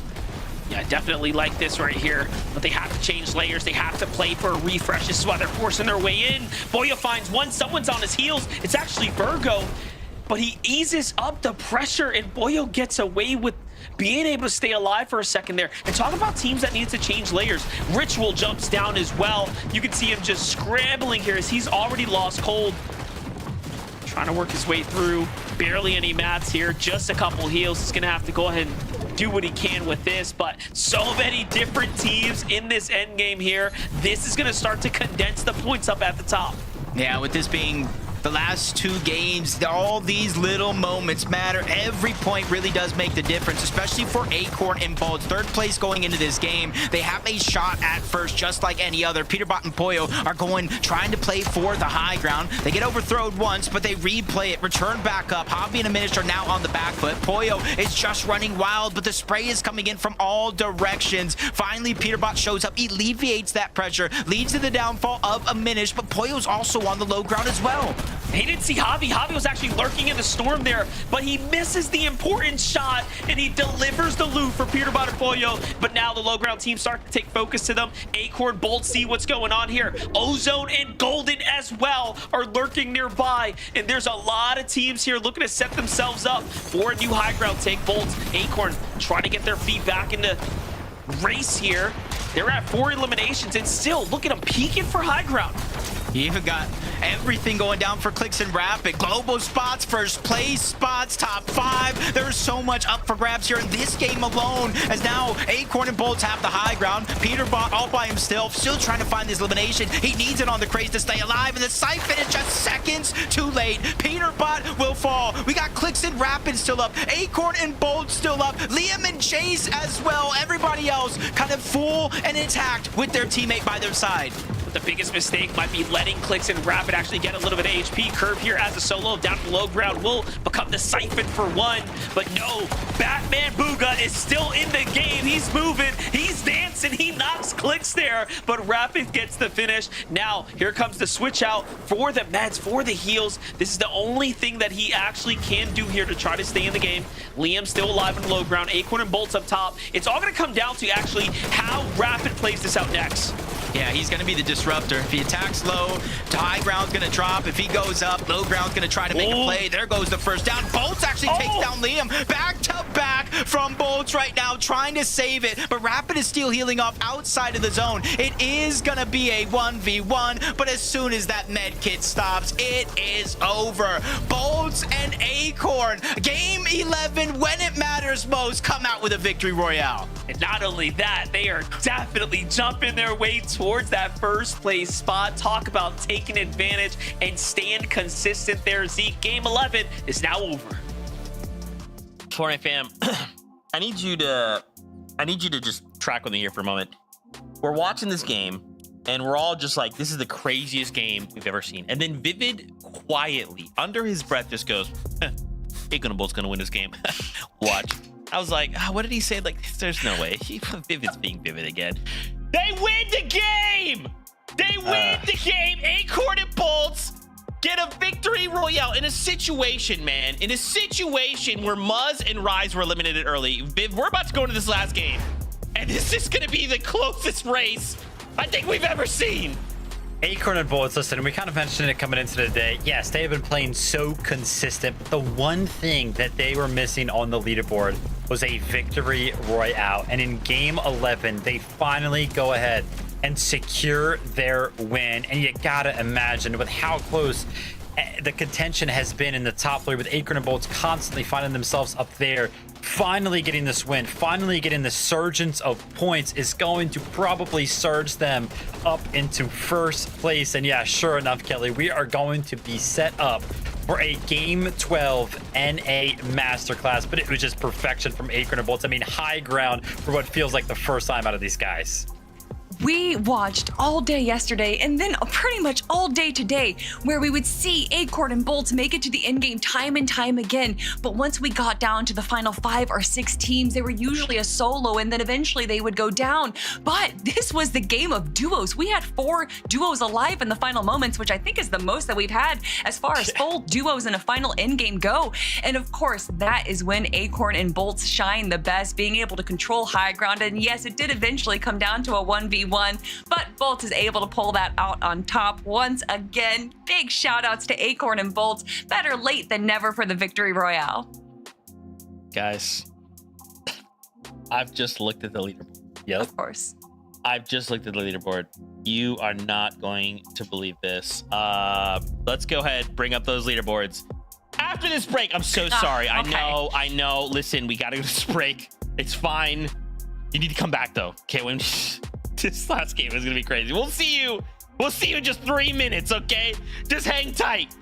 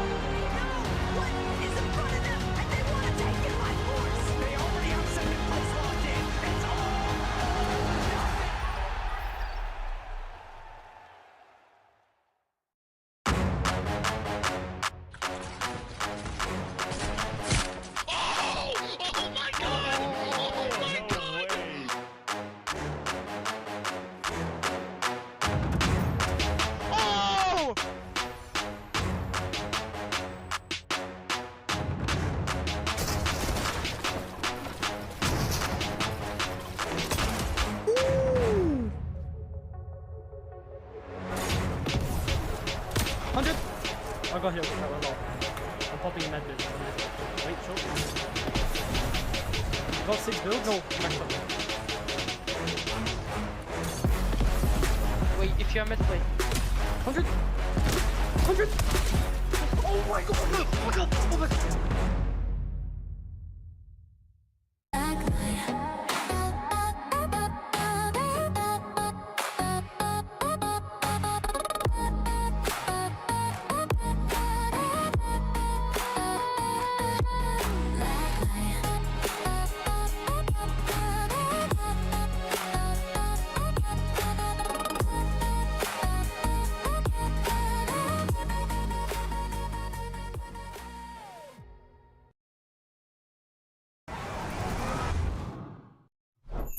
Milk can help you grow.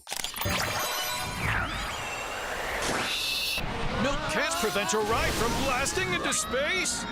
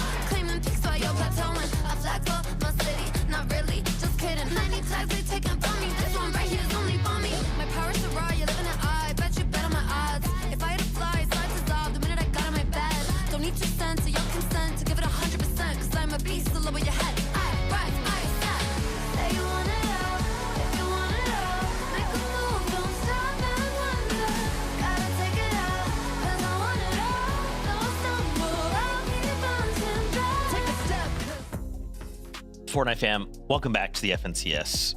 This is a perfect time to be watching some Fortnite, okay? We're going into the final game of Major number 2, okay? We're fighting for Acts of Champions. You come out in first place. Prize money if you trade places and start to move up the leaderboard. The higher you move, the higher more money you make.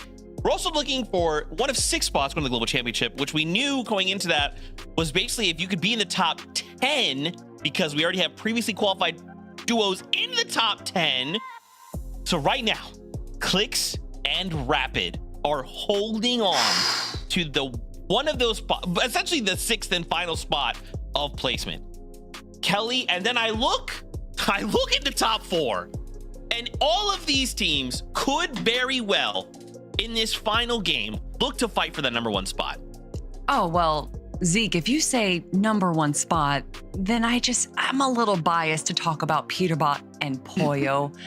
You know, they yesterday ended the day off in the first spot, and I think a lot of us were expecting for them to continue that snowball today, but a few hitches in their plan, maybe a few early eliminations. However, in this game, we finally start to see them pick things back up, start to show that they are here to win. They've already qualified. They don't need to worry about the global championships, but it is Peterbot and Poyo. If anyone is fighting for first place, if anyone is ignoring the qualification spots, ignoring the money, it is this duo right here. The crazy thing about Peterbot and Poyo's performance so far across these 11 games, and this is going to be crazy to say, I can't believe I'm about to say it, they have yet to get a double-digit elimination game. Yeah, they don't even have a single game with 10+ eliminations. They're like synonymous for that. And so far, it has not happened. What better way for Peterbot and Polio to make a comeback here, down an incredible amount of points, to finally pull out one of those games? Keep a close eye on those guys. But for some of our other contenders towards the top of the leaderboard, like Ritual and Cold, obviously they are a lot closer to that #1 spot, as they have been throughout the entirety of this competition. I kind of called for it going into game number 11. We still have yet to see what feels like a good Ritual and Cold-esque game for them here in day number 2. I mean, their best placement has been 7th place here on day number 2. They really need to break into at least that top 5 to give Acorn and Bolts a run for their money. We saw yesterday at the end of the day, they got 2 back-to-back second places. We know that they have this in them. And again, you're talking about, well, what a beautiful moment for Peterbot and Pollo to get the final win, but also for Cold and Ritual to finally get a victory royale. Zeke, there's too many storylines. There's too many players that we need to talk about right now. We have so many players that are on the edge of qualification that have already made it into the global championships. Kingling and Golden now being in 8th and 9th place just adds so many more question marks. And because Clicks and Rapid are in 10th, they're in the bubble, but Shadow and Virgo are on the 11th place, who have already qualified. So now it's literally up to Moneymaker and F9 or Victor V and Queasy. It's literally up to EU to stop Clicks and Rapid from going to the global championships. What is happening? Why does it always happen like this, guys? Why does it? I mean, NA.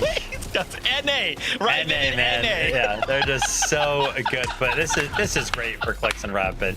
I mean, we kind of came into these grand finals. We kept talking about how Clicks is feeling confident. And listen, day number 1, without a doubt, was rough for these guys. But they have figured something out here in day number 2. I want everybody to kind of remember this number, 440 points. I mean, listen, Clicks and Rapid, right now, as it currently stands, they are in that global qualification range. But take a look at these standings, because if you look up just a couple of placements on the leaderboard, like, let's go ahead and shoot for 5th here, right? Higgs and Curve, 47 points actually separate 10th and 5th place right now. Now, obviously, Clicks and Rapid, on their mind right now is qualifying the globals, but they could really prove something here in this grand finals. I do want to go ahead and mention that page number 2 that Kelly was kind of talking about, so that way we can kind of get a visual on this, because 440 points, right? That is kind of that qualification range. Take a look at it. Kelly mentioned it. Shadow and Virgo already qualified to globals, right? They can't technically knock anybody out, but Moneymaker and F9 looking for that spot. Victor V and Queasy looking for that spot. But then we look at Reet and Cooper. I mean, they're so far behind. Boog and Braids, they're so far behind. I think those guys are just too far away from that 440 point threshold. So the question is, guys, Victor V and Queasy, Moneymaker and F9, can they have a game that is good enough to break that 440 point threshold, assuming that Clicks and Rapid are just going to get 0 points, which you could probably guarantee is not going to happen? This is so crazy. This is absolutely insane on NA right now. We are about to enter the final game. Fortnite fam, follow along. Like Vivid said, 440 is that, bro. Just keep thinking about that number. Every time you tune into Clicks and Rapid, think about that number. Anytime you see someone like be eliminated and have to solo clutch, they're fighting for their lives. This is it. If someone goes down, they cannot get any more points. The last time in major number 2. Casters, over to you. This is truly it, Monster. The last go around, the last game of the day, and the last hope anybody has to either win the tournament, qualify for the global championship, or just win a buttload of that money. Yeah, we've seen a little bit of everything as well along the way, but right now I'm looking at the qualification requirements to globals. Clicks and Rapid are holding that thin line, and then the race for top. I mean, we are surely in for a treat here soon. Yeah, and honestly, I'm looking at Moneymaker and F9. These are the guys that have been lurking around so many different POIs. They've been getting key eliminations, keeping them in the race. With the last game of the day ready, Moneymaker and F9, what do you got?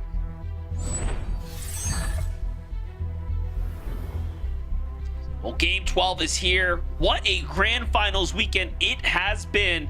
Looking at how things have played out, if you are Moneymaker and F9 and you're thinking about the commitment you have made to travel to NA, how much does qualifying to globals means to you? If it's everything you're here to do, well, you have to contest Clicks and Rapid, because if they get any further away from you, it's going to be mathematically impossible for you to close that gap. So That is the question. Then on the other side, you have, of course, the race for first place. Acorn and Bolts have put the biggest target on their back as they are now at 570 and in the lead. Just a huge gap to overcome, but no moneymaker for Nyan. They're not necessarily landed on Clicks and Rapids. Same strategy that they had in that last game over towards Golden Grove. They didn't necessarily lurk over to take the fight. They went elsewhere, kind of what they're doing now, but they have way more attention in this game that they did have in that last one. Booga and Braids trying to push them away from Golden Grove. Yeah, I like that play from Booga and Braids. Obviously, there's a lot riding on the lines for them, but now Quick and Avari, you know, they've kind of had their own little bits of back and forth with F9 and Moneymaker. F9 and Moneymaker getting a little piece of their own medicine there. Unfortunately, now getting collapsed on between the two teams, and everyone knows exactly what duo that was. Booga Braids happy with their initial loadout and the spoils of war that they earned from this, and they're actually going to keep pushing. I mean, we ever talk about, you know, it's just much harder, improbable for it happening, but Booga and Braids, it's going to need a miracle, maybe even two, but maybe the 20, 30 eliminations, one of those crash out games that we do see right now. They already have 2 eliminations here and a couple more teams in the distance that they continue this streak on. Well, this is really interesting. If they start off hot like that and can pick up about 6 or so eliminations, you know, we were trying to think about what would it take. You need to effectively win the game and just ball out on the lobby. It's a very difficult thing to do, but we have seen it. Over 20 eliminations. I don't know the exact number, but I just did a little bit of quick math. Over 20 eliminations with a victory for Booga and Braids. It's definitely possible, but it's not just Moneymaker and F9 that they have to take down. It's Clicks and Rapid. It's Josh Iyamzo. It's those players above them inside of that bubble that also need a spot. He actually picks up another elimination onto Alongo. Braids does go down, so they're actually going to go for a double res on either side. But again, they're just keeping the train rolling. They're giving themselves a chance. It might be a hard one, but they are up for the fight. At the end of the day, this is what I can respect. This is what I think the entire community can most definitely respect. You put it all on the line and you play for that win. Take a look at this. Peterbot, though, of course, keying whatever he can down right now. This is going to be gunning down Webster here. Very nice pickup for him. Good set of eliminations. Webster already did the farm for him. And, of course, the extra damage as well. And the new team's pushing in. It's actually Curly's duo. Curly's doing a good job pushing Peterbot back, taking away those piece control, forcing him into a whole nother box, expending a lot of their materials. They expected to jump on one team, but I'm not sure how crowded they expected this to actually be, because there's another player up towards the north that's staring down, maybe even trying to get damage. Curly directly knocking on the wall. Encrypted is there as well. That's Webster's duo still up in this game for the two initially fighting it out. Tyler gets third party just a little bit, but it's not slowing him down because he's landing an immense amount of damage onto Pete. Yeah, Peterbot recognizing this is a really tough fight to take. He's probably second guessing what duo this is as well. Don't forget, you obviously have the likes of Acorn and Cold and everyone else that lands not too far off. They tend to kind of get and rotate and position near each other. But no information downloaded just yet. This is just, again, a battle. And a real scrappy one at that. Curly and Tyler put up a really good defense. And it's not just encrypted in the distance. It's playing for Webster. It's Nut and CDZ on the top side of that mountain. Probably watching the feed, waiting for one of these guys to fall. Booga gets another elimination onto Quick as well, keeping it going on the Golden Grove side of the map. But Pollo, any open space, the shots from Tyler and Curly are connecting, but there goes a big shot to kind of slow down the roll that Curly has been on so far in this fight, but no extra HP heals. Peterbot has just gone down. Game 12, the pressure is on Pollo yet again. Shockwaving to try to create distance, but that one's not going to work, and in comes that third party. Oh no is right. CDZ and Nut are the ones to take down Pollo and eventually lead to them getting sent back to the lobby. That's the first time we've seen Peterbot and Pollo fall in a final game when they're on the hunt for a first place run, and who knows how long, to be honest, or ever for that matter. But either way, I like what was going on there. I like the idea they needed to close the gap with eliminations the same way you see other teams looking to push it right now. However, Tyler and Curly, where was this all tournament long? They have dug in deep, and they're in the trenches right now playing very well. And even now the third party is on the back foot. Nuts already down. CDZ just trying to survive. And he meets that same fate. Tyler and Curly, a couple quick eliminations here to rise up that leaderboard. Just trying to get into the next money pocket threshold. Just trying to increase their earnings for this tournament. But again, the struggles. Not sure how Rapid went down, but Clicks is literally by himself, and he is that line. This is really bad.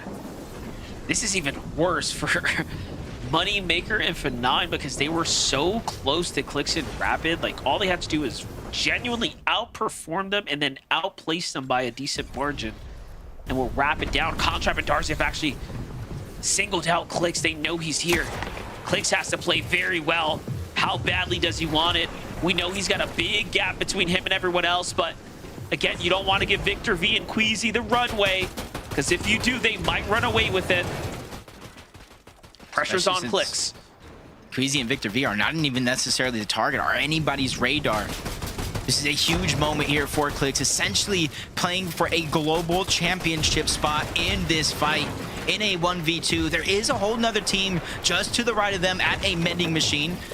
Maybe Clicks is hoping somebody else hears that and looks to crash the party, but as of now, you can see he's burning through every single resource that he has. Material being dwindled down. He does have some extra bigs, but he hasn't taken too much damage to dig that deep into his resources. And it's Boji and Alongo, the ones on the other side.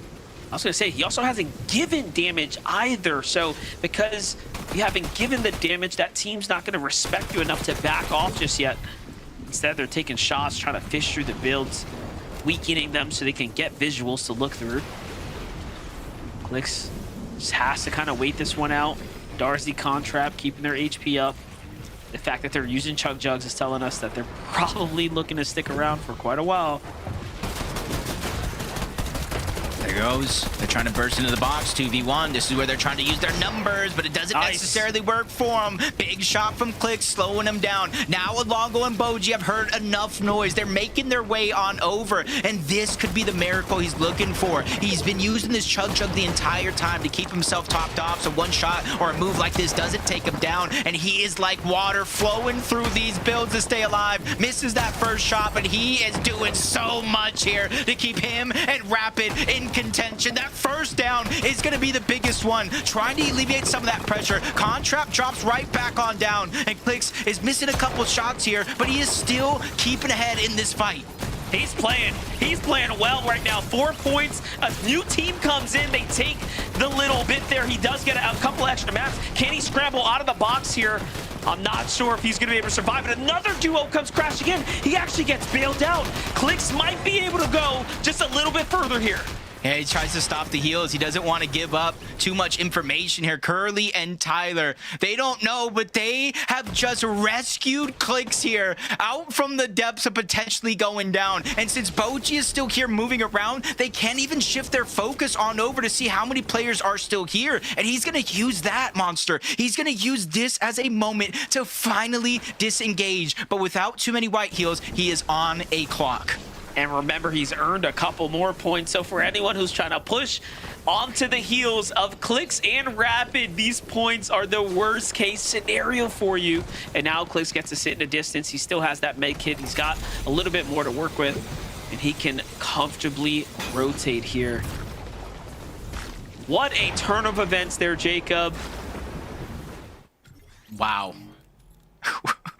That's all I can really say after watching all that shakeout is wow. This is some of the best Fortnite we have seen Clicks play in such a long time. Don't let the position on the leaderboard fool you, because he right now is the sole reason why they are still in this game.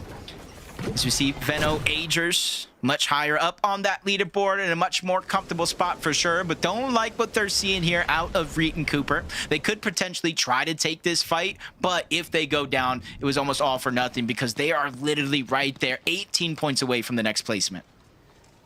18 points away. Cold and Ritual just 30 from Muzz and Rise. Taking a look at what's happening right here. The zone's pulling to the top left of the map here. It's the first time in a while we've seen one actually draw this far up. It's gonna be pretty interesting. Kind of see how everybody, there's a couple teams outside of the zone. Most of the teams that you see at Cluster Coast, that little arrow down below on the side, that's Clicks trying to survive down there. Only one arrow, so Rapid is not up just yet, but you can see the journey they have in front of them. Cluster, Shaken, Sinister, Frosted, and then they reach the zone of the Battlewoods. Yeah, look at how much of a long way he's got to go, but he is still very much motivated and in this game. And hey, at the end of the day, with how fast the lobby has continued to cut its way out, for all we know, he might steal away some cheeky placement points before we even get there, but we'll just have to see. Veno and Agers still fighting to close the gap here. No elims just yet. That's going to be the first one on to Cooper. Reed shortly after. They finished the job, and Reed and Cooper's run to the finals is now over. Just like that, Agers and Veno secure 8 points. That's a team. This isn't the first time they face each other throughout this tournament. And even with this one kind of being over, Reed and Cooper, game 12 sent back to the lobby, I can assure you, Monster, this is the last time we're going to see these two teams face off in an FNCS tournament. Particularly with maybe something on the line. As we see towards the Battlewood, closer towards the zone, Bolts and Acorn, our first place team with a little bit of a cushion. They managed to rotate very, very quickly away from Frosted Flats and trying to get one of those priority positions where they're near one of the buildings, elevated up so they can't get snuck down low towards the bottom. Must be nice having a nice little lead coming into the game, pulling the zones, getting the early rotates. Like Bolts and Acorn are just doing it right now. And how many wins is this for Acorn at this point? He is starting to really rack them up. Definitely one of the better IGLs that we have in the history of Fortnite. He had a streak of winning major ones. That one, once again, got stopped here. But we can go ahead and make up for it with a major 2 victory, especially for Bolts coming on over from NA West. Before Central became one region, Bolts won the last FNCS on West, came over, had multiple top placings like we saw on day 1 with Kelly, Vivid, and Zeke breaking it down. Bolts is just that guy. You pair him with one of the greats, these are the results you will see. Muzz and Rise looking good. You can kind of see a decent amount of our players at the top side of the leaderboard have no real contention at this side of the game. Well, here's our next team that's looking to qual their way to globals. Queasy and Victor V, they have the damage, but I think they will need a win. I think they will also need over 10 elims, and more importantly, they will have to stomp out Josh, Yamzo, or Clicks and Rapid, and that is no easy task right now. I will say, though, the blessings are in their favor. You see where the zone is at? Not too far away from their actual POI. They're 300 above the damage threshold. So while Storm Surge pops, other players going to probably trade off shots in the distance, get close quarters, box-to-box type fights. They have created themselves a distance away from everybody else and potential danger. So it shouldn't necessarily be a problem, or at least not for now. We'll see where the zone continues to flow. And again, Monster, it's working in Queasy and Victor V's favor as we move towards the north. Wait, did we ever get that update with Clicks? Did he actually make it? I don't even know at this point. Because remember, he is the line as well. Last we saw him, he was deep in the storm trying to rotate. On the other side, though, look at Bolts and Acorn making these very fast rotates. They are wasting no time. They're putting everything on the line, using these shockwaves early, make it to the half in, half out. Meanwhile, Muzz and Rise are down. The championship run has come to a close. And we wanted to see them do well. They came so close there, Jacob. But in the end, 3rd place is where they sit now. Yep, gotta be happy that you kind of essentially qualified for the global championship. Oh, yeah. But, you know, you're so close to the win. It all depends on how you look at it. And we know how these competitors are. If they're not first, they're last, or at least that's what they have in their minds. But maybe tomorrow they'll begin to celebrate. Clicks does get Rapid. This is the update you were looking for. I know he had the reboot off, but I was questioning the material. I was questioning the loadout. I don't know where this key leads, but I'm sure it is long gone behind him because he was carrying that when he was at the Sanctuary. Hey, he's got it, though. It's in his pocket. That's all that matters. Hopefully it brings him a little bit of luck right now. Well, 27 As far as the remaining duos in the game, 26 now. Placement points are going to start being given out here shortly. Yamzo, Josh still cooking here on the low ground. For Yamzo and Josh at this point, it's a fight for the dollar signs as they're earning their weight closer and closer through. Globals is only getting more and more interesting as you start looking at who is going to be earning their qual spots now. Trying to go ahead and get that next money placement. Every placement, as you were saying, even alluding to, is just more and more money. They're past the pockets and into the individuals as Cold, Ritual. They're not just fighting for money, still fighting for that first place spot.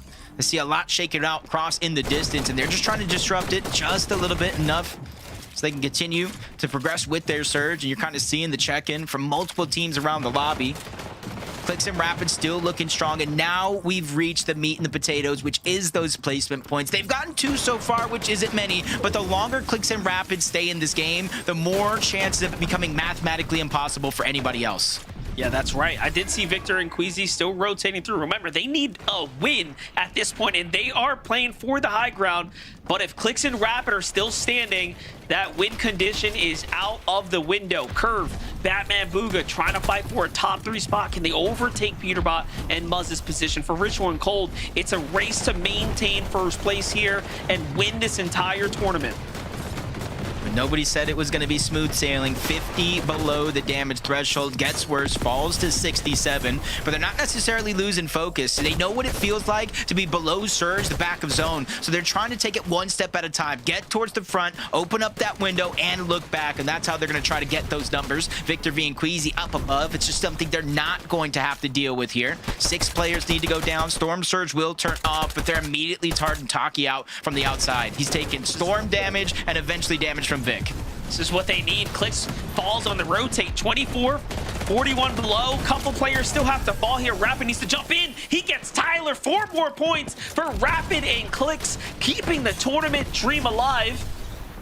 55 above now. That's going to alleviate a little bit of pressure. Rapid gets to clutch this one out by himself now. A little bit of lobby focus, though, as he's in the ultimate low ground. But look at high ground. Position up. Victor and Queasy need to start finding eliminations before the lobby thins itself out. Yeah, that's going to be the most important thing, because win is not going to be enough. Because Bolts, Acorn, they find themselves their first elimination of this game. 4 more points there as Rapid and Clicks go down. 23rd place. All eyes on Queasy and Victor V. They are the ones that are next up. They're the ones that could potentially qual if they can win the game and pull through. But first, you gotta get through all the other teams. Veno, Ager still standing now. Take a look at who's alive. You see Ritual and Cold here finding their first elimination. Finally, they're also starting to close the gap. But if you want the championship run, you need to do more. And Cold and Ritual are starting to do it. They find another elimination, taking apart Golden and Ozone. The materials, even though it might be few, it's plenty for them in this situation. But I might have spoke too soon. They bleed through the builds. Ritual goes down. Cold thinks about the decision for the revive, but more spray comes their way. He has to abandon ship. And now if he wants to win this FNCS, it's going to be as a solo. That was to the hands of Curve there. Meanwhile, a fight for high ground. Batman, Booga, Curve coming through. Higgs and Curve want to do it. They're putting it all on the line. Barely any mats to work with. Bolt's holding on here. Bolt's is also a solo. That means that the points are going to get even more condensed now. But Cold is still in this. Does Cold want it more than Bolt's? Can he outperform him here and now and overtake him by 30+ points? Who's going to be the first to fall? Who's going to be one step closer to winning the championship? First, though, Bolt's with a monster shot there. Gets the knock shortly afterwards.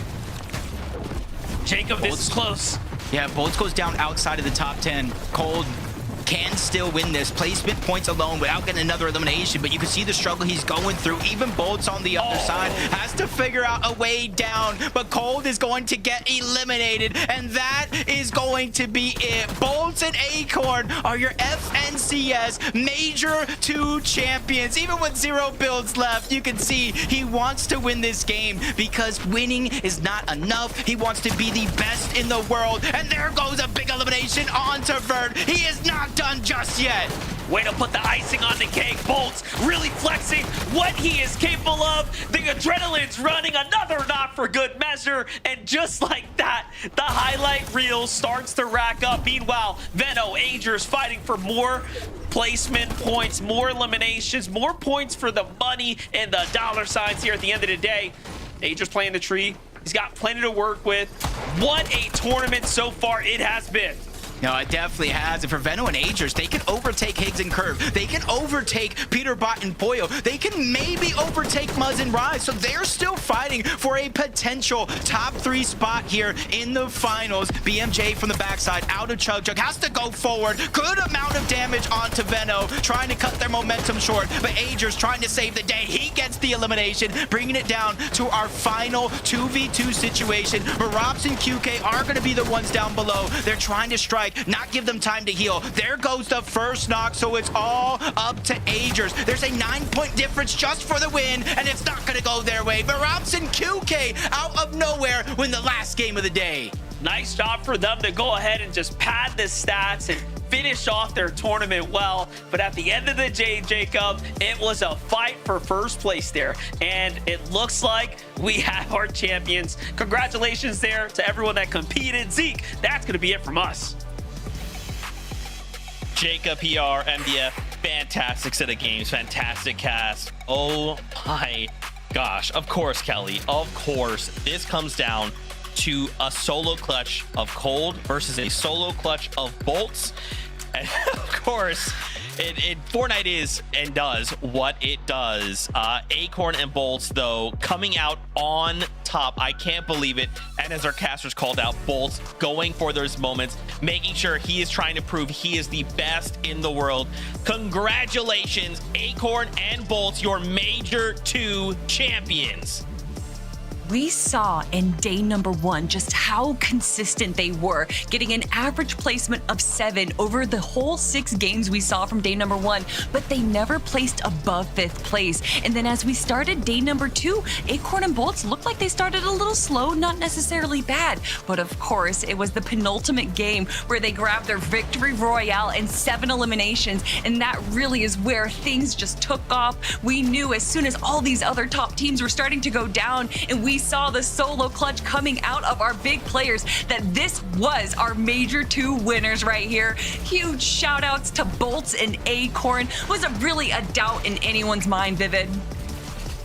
Definitely were some doubts out there. I mean, not a lot of people were kind of throwing Acorn and Bolts into the conversation. Of course, we had some of the favorites like Peterbot and Pollo up there to go ahead and win this FNCS. But yeah, you mentioned it, the consistency from Acorn and Bolts on the back foot of all of the clutches, all of the solo clutch points that they were able to pick up as a team. I mean, we entered game number 12 and Acorn and Bolts were already on the number upwards of 140 solo clutch points, making up a large portion of the total 617 that they were able to pick up over the course of 12 games. And Acorn and Bolts, man, I mean, for Acorn himself, of course, got to be solidified now as, if not the greatest, one of the greatest IGLs in the game, and do it alongside Bolts. I mean, these guys, they got to be ecstatic.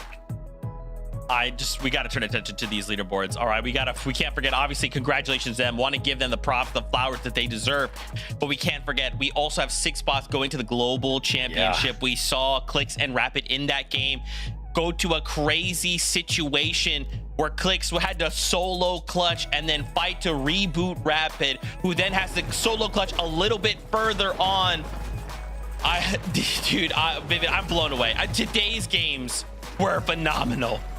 Yeah, without a doubt. I mean, Clicks obviously here in game number 12. I think when everything was all said and done, because we saw Queasy and Victor V and Moneymaker and F9 kind of go down early in this game, Clicks staying alive here would not have ended up mattering on the leaderboard. But I mean, just the mechanical prowess that he was able to bring out. I mean, we were watching this live and I was like, looking at the edits that Clicks was hitting. Not only was he hitting like hard edits, like some of the ramp flips and everything like that, but he just like didn't miss an edit, right? So when the pressure was on, when he started to feel that his global qualification was potentially slipping away, he did not falter. And listen, Clicks and Rapid, they're going to walk away with 12th place in this FNCS, but they were so close to placing so much higher. And I mean, Kelly, they got to be proud about this one. I mean, Vivid, you say that that game didn't necessarily matter to the leaderboard because of how everything went, but I think that meant so much to Clix and his community. We saw how day one ended. We saw kind of the emotions that was impacting Clix, and we have known for years now how emotional a player like Clix can be and how that can affect his games. So to see him be able to recover for day number 2, and then in the final game where literally it all matters to what he does, how he is able to not only handle being contested, but also triple part or third party and then fourth partied. Everything could have gone wrong in that situation, and he handled that so well. And I think that matters so much more than earning more money, earning more points, getting a first place. Clix proving himself that he is deserved of getting into the global championships means everything. Yep, without a doubt. I mean, Zeke, listen, I feel like we also have to throw our flowers over to Veno and Agers. A third place when contested by 2 other teams at a POI for more than half the competition, and then to kind of not only consistently win that off-spawn situation, but then towards the later half of this competition to basically push both of those teams out of that POI. That's how badly you were kind of dominating them. And then on the back foot of that, to finish third place and only be behind second place by 23 points. And then even further than that, 40, 50 points behind first place. I mean, Agers and Veno, one game going their way just a little bit more, and they could have actually went ahead and won this. I think this is one of the most impressive performances out of modern day Fortnite. Being double contested and still performing so well is an incredible feat. Every time I think of Veno, I immediately think back to the Invitational back to 2022 and how Veno and Queasy went up and they go up against, oh my gosh, I forgot their names. No, the Danish duo. Anyway. Cammy and Seti, thank you. And anyway, they go up against them, they drop in their drop spot. It was something that had never been seen before. And even though they didn't win, everyone said that they saved Fortnite. And that to me is something that I constantly think about Veno. How every time he makes a move, every time he makes a decision, it's not necessarily the win or getting more points that matters to him. It's the impact on the scene. He's so good. That's so true, Kelly. I love that point. I'm actually getting word, guys. We have an interview lined up with one of the members. It is Bolts. Bolts, can you hear me? I can hear you. Bolts, let's go, dude! Congratulations! How does it feel? It feels so good. Me and Acorn, we got 3rd place in Major 1, and then at LAN we got 5th place. The win was just at the grasp of our fingertips, and then this time we finally got it. I'm so excited. Like winning on Central to me, such a big deal, because I've won West before, but it doesn't feel as good as this. I mean, I can imagine that feels good, especially getting the victory royale on the second to last game. Walk me through those moments. What was going on through the comms? When did you guys know that you had the win? We knew we had the win when Acorn looked up at height and saw there was no builds on it. He was like, just shock up. We shocked up. We only had like 200-300 wood. And then from there, we just were shooting down on everyone, eliminating everyone. And then it came a little close in the end. I did have to 1v2, but they were both low, thankfully. So I'm glad we could close that win out. Can't lie, Bolts. We have had the great pleasure of speaking to Acorn a plethora of times, but not many times we've actually gotten to speak to his teammates. So I got to ask you, Bolts, what does it actually feel like? Or what actually goes down playing with a player like Acorn? Like, what does it feel like? How does he teach you? How does he walk you through some of these moments as one of the best IGLs we have ever seen? Yeah, I mean, it feels like I'm playing a whole different game compared to everyone else. Like, before I started playing with Acorn, I didn't really have that much knowledge on how to play an endgame properly or even mid-game rotates. But then just over playing with him, it honestly just taught me so much about the game. And it's really interesting to see how a player can play so consistent and just like very hidden to all the other players. Like many other players, they need to get elims to make it far in the game, but for us, with our game plan, with Acorn's IGLing, the way he tarps, the way he shockwaves us, we're just there. We don't need a refresh because he's just him.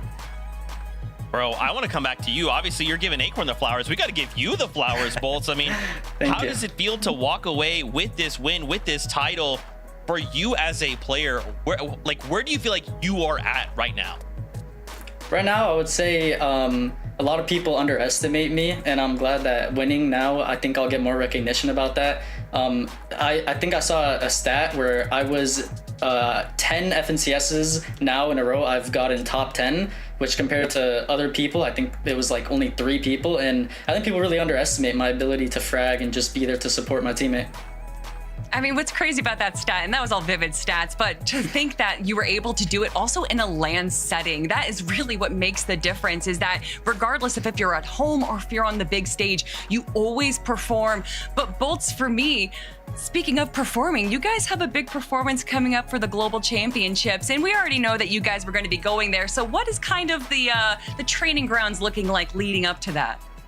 I would say we're not really going to change much else when it comes to our training. Like for me, all I do, I Kovacs, you know, I aim train, I do a lot of creative. I've been playing, you know, just with a lot of pros and stuff.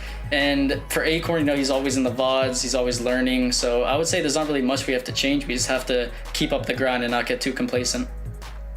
Yeah, incredible work, Bolts. I mean, listen, we also kind of want to know how the lobby was kind of breaking down. Was any teams out there that you feel like was kind of giving you some troubles throughout all 12 of these games that you want to give some flowers to, or do you feel like it was just all you guys? No, I'll give some flowers to Rise and Muzz. Honestly, crazy performance out of them. I wasn't expecting that. It never really came in our playbook to really try to make a play on them to overtake them, because we were just really confident in our abilities to just make it far enough into the game and just get points that way. But yeah, I mean, there was a lot of teams performing well, and I would say we just came out on top, and we're the best duo in NA Central. Dude, you guys absolutely are. Congratulations, Bolts. I 100% agree with you. I feel like you are underrated, you are underestimated, and I don't understand why. And I hope that this win will finally clear the air for so many of these people that look on you with those feelings, because like they should absolutely be putting respect on your name.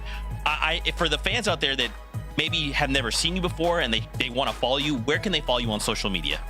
So on YouTube, it'll be Bolts1x. On Twitter, it'll be Bolts1x also. And then on Twitch, it is BoltsFN. I love that. Well, listen, Bolts, congratulations. Give a big congratulations to Acorn for us as well. We cannot wait to see more of you guys in the future. And again, just a massive congratulations to you, man. Thank you. I appreciate it. Oh, man. Congratulations again. We just cannot, like, what more could we say about this phenomenal duo? To see them come out on top, to see this fight, the way... Sorry. That's what he's doing right now. I wasn't ready for the Sleeping Acorn. That's crazy. Or the Sleeping Bolts, rather. Man, just a phenomenal weekend of Fortnite action. Kelly, I feel like to see it go over to Acorn and Bolts, so well deserved. Just an awesome, like, cherry on top of Major number 2. 100%. And I mean, there's obviously, you know, Bolt says that he feels like he's like overlooked and everything, but obviously after we ended trios after globals last year, Acorn saw something immediately in Bolt and he went to him. And Acorn has been playing with some huge names out there, and not to say that Bolt wasn't a huge name at the time, but for Acorn to kind of forego maybe some other bigger names and to pick up Bolt, clearly we know he's the smartest IGL in the world. Sorry, Queasy. And so for him to see something in Bolt, I don't think he did that flippantly. I think he did his studies, he did his reviewing, and obviously they have been an incredible duo all the way since they have formed. So I love to see the success, and honestly, this whole weekend was absolutely incredible. I don't know what NA is on. Zeke, once again, great script writing. I know this is all up to you, but just such an incredible, not even weekend, but just all the weeks that led up to this. So exciting, and again, just a great finish. Vivid, this is everything I could have asked for and more. Yep, without a doubt, a huge congratulations to Acorn and Bolts. Of course, they're going to be walking away with Major 2 Championship on their titles now. But for some of our other teams, we of course know they were looking towards those global qualification spots. Let's go ahead and take a quick look at who managed to secure those spots. Of course, we saw Ritual and Cold there with their second place finish. Agers and Veno are up there as well. They came third place. We see Higgs and Curver managed to go ahead and clutch up as well. Muzz and Rise, who obviously were given some flowers over there by Bolts himself. Josh and Iamso, and then Clicks and Rapid securing that last spot there as well. So it's great to see these 6 teams kind of joining the other 6 who will be representing NAC at Globals. I cannot wait. Oh, man, it's just so much fun to get to do this. Fortnite fan, we hope that you guys have had just as much fun as we have had, because, man, Fortnite does not disappoint. Now, obviously, a huge congratulations, like Vivid called out, to all these players that have qualified. But we still have one final opportunity for duos to try and qualify on through. It's the Global Championship last chance, okay? We will be back not that long from now for a final broadcast on that to qualify more players on through to the Global Championship. But man, oh man, it has been such an honor and a pleasure to get to hang out with y'all, watch some Fortnite, geek out, go crazy, be hype. Just incredible. Massive shout outs again to MDF and to Jacob from our production team, from our EU team, from everyone watching, doing watch parties and all this awesome stuff. It's just such an incredible time. We cannot thank you all enough. So until we see you next time, we love you. Keep yourself safe, and we'll see you on that battle bus. Beep, beep. Beep, beep.